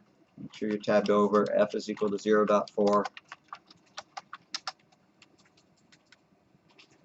Back tab all the way to add your else. Else colon, F equals 0.8.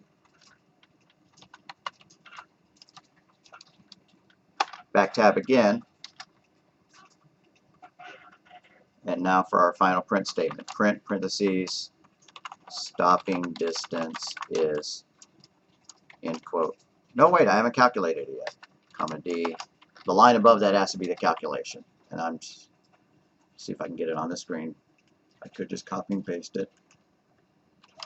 D equals, parentheses, S divided by 1.6 in, what, not 2, S slash 1.6 in parentheses, star 2, divide, parentheses, 250, star F in parentheses. I wonder if I have any syntax errors.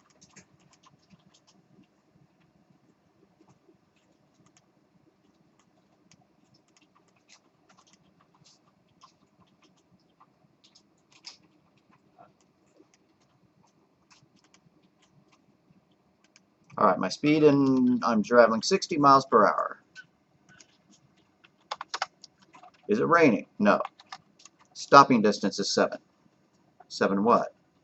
7 feet? 7 miles? Okay. Sorry, I can't validate that this is working or not.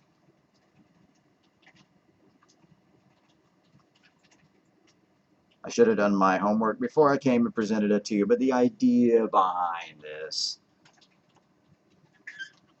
the idea behind the logic, the formula is wrong. Oh, that answer is in meters.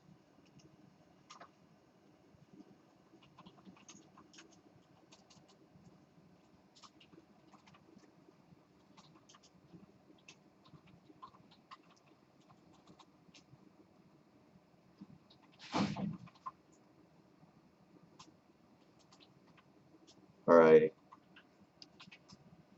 Just to try to make it look a little bit more comprehensible to the example, I guess I should not have,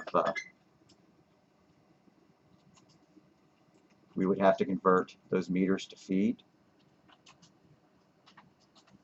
We could do that with one more equation. After this, I guess I'll add it on just to make it look good. It's still not going to be right, though. Forget it. Forget it. We're just going to leave it alone. Tell you what, take off the divided by 1.6. and tell them to enter their speed in kph. Change that line. And then we're going to tell them that their stopping distance is quote, comma, d, comma, quote, meters. We've changed our mind and we've written this for the European Union.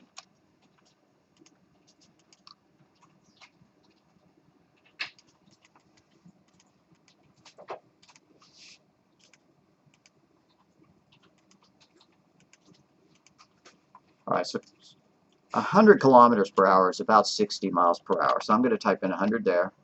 Is it raining? No. Stopping distance is 50 meters.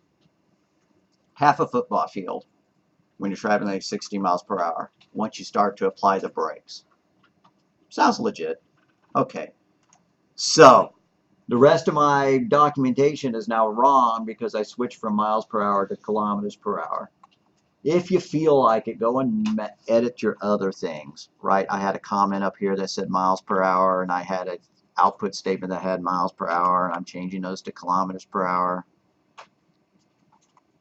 And I had it divided by 1.6 that needs to go bye-bye. Sorry for all this.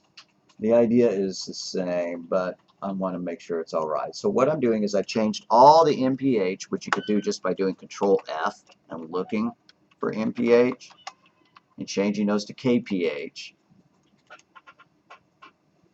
And then on your examples of the equations, get rid of that divide by 1.6. That occurred in several places. That just makes our document, that's the one point, the one problem with comments is that quite often people will modify the program without modifying the comments. So it's like it's telling you one thing and then it's actually doing something else.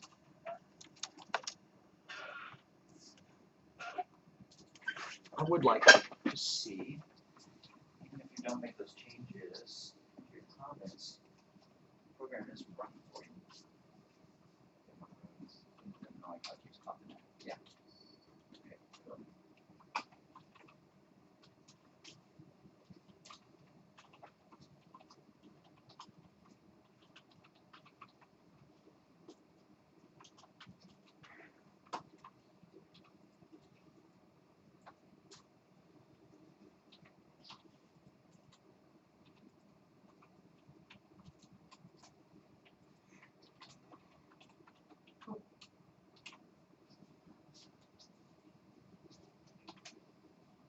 Go back here.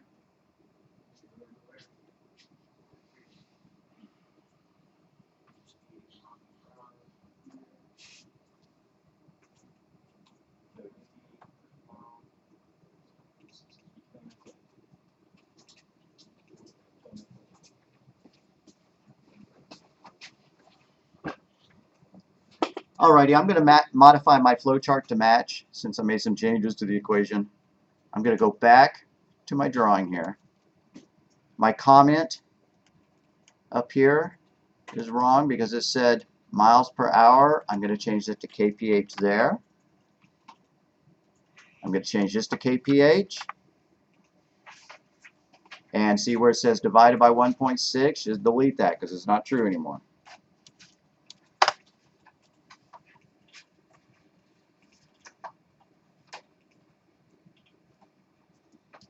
And last but not least, over here, where it says please enter speed in miles per hour, that really should be please enter speed in kph.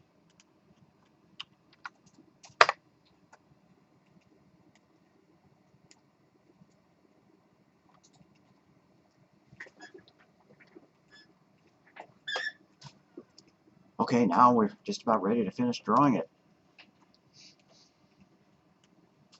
The two if statements need to hook back up.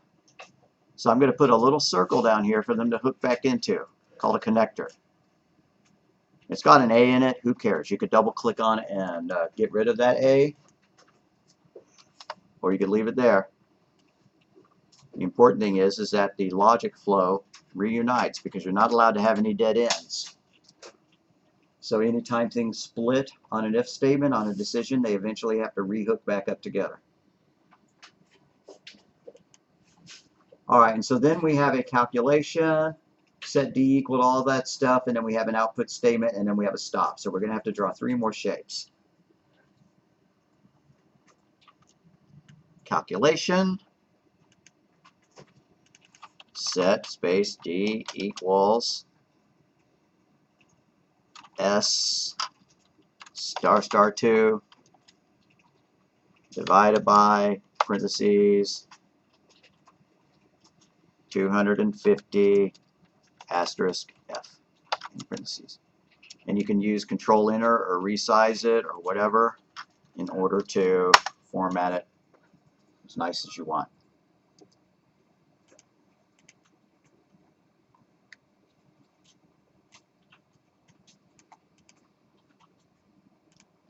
Then we have an output.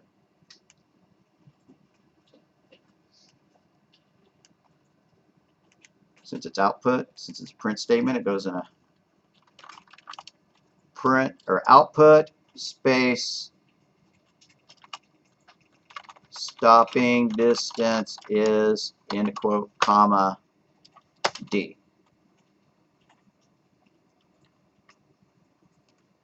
Of course, our program got a little bit more specific and said comma meters, right? Quote meters. Our pseudocode doesn't show that.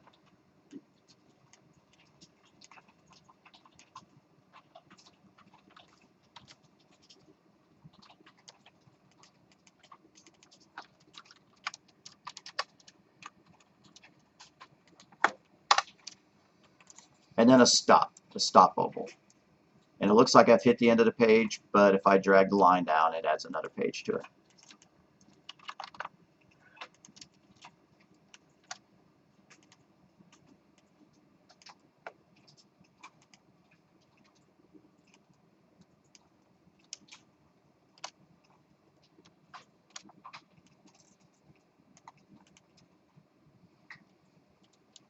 All right, that's what my flowchart looks like. I know that that print is too small for you to see, but that's the big picture. I'm going to modify my pseudocode one more time to add that comma meters since I did that on the flowchart. So I'm going to come back to my box of code over here, and where it says output stopping distance is comma D, I'm going to put comma quote meters end quote, just to make it match the flowchart now.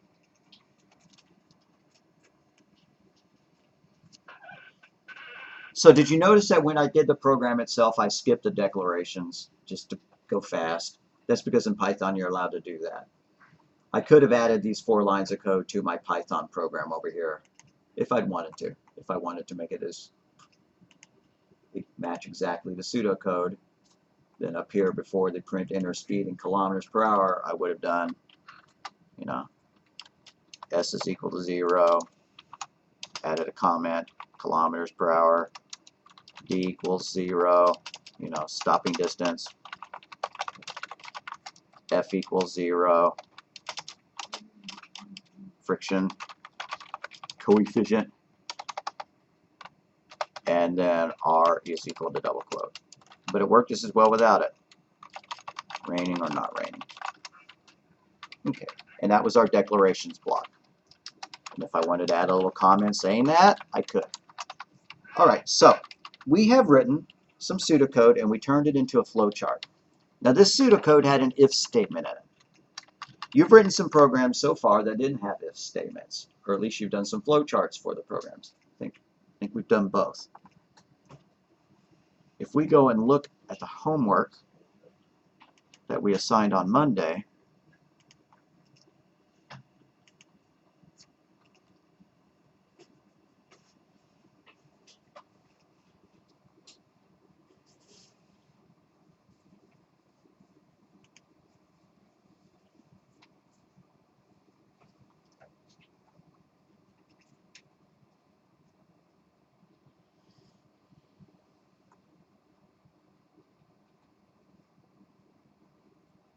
we had a miles per hour calculator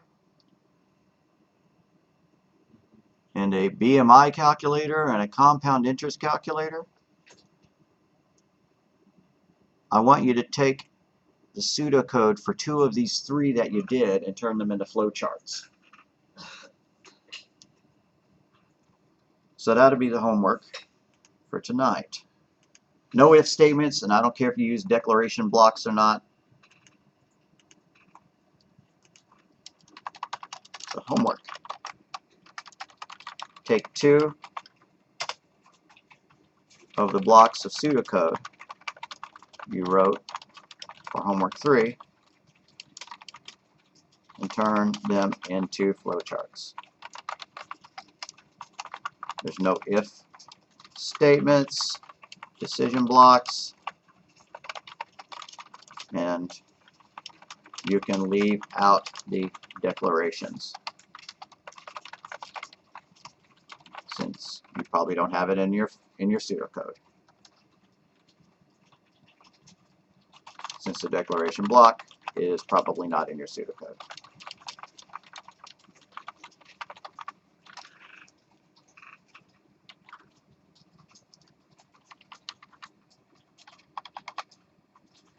And we'll do another flowchart. I mean, we're going to do lots of flowcharts for a while. But we'll do another one on Monday. So the idea is not totally gelled yet. And it will be. And look at your textbook. It shows you how to do it. Go back to the flowchart. I sure will. Thank you. Anybody want printouts of the flowchart? I mean,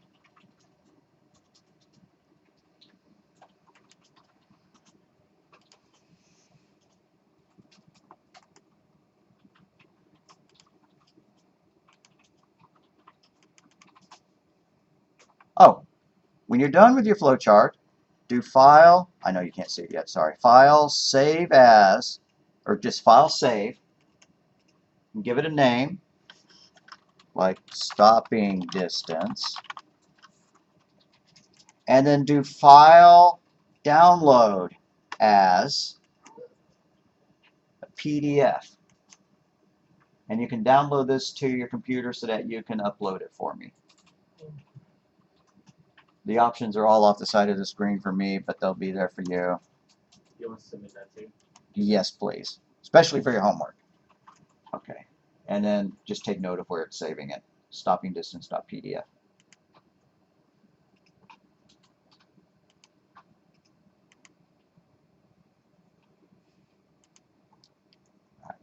I'm printing it out because I think some folks may still need this page up. Oh, you're not going to print for me. Okay, anyways, then I'll leave this up. Which part do you need to see? Just the bottom. There. Yeah. Thank you.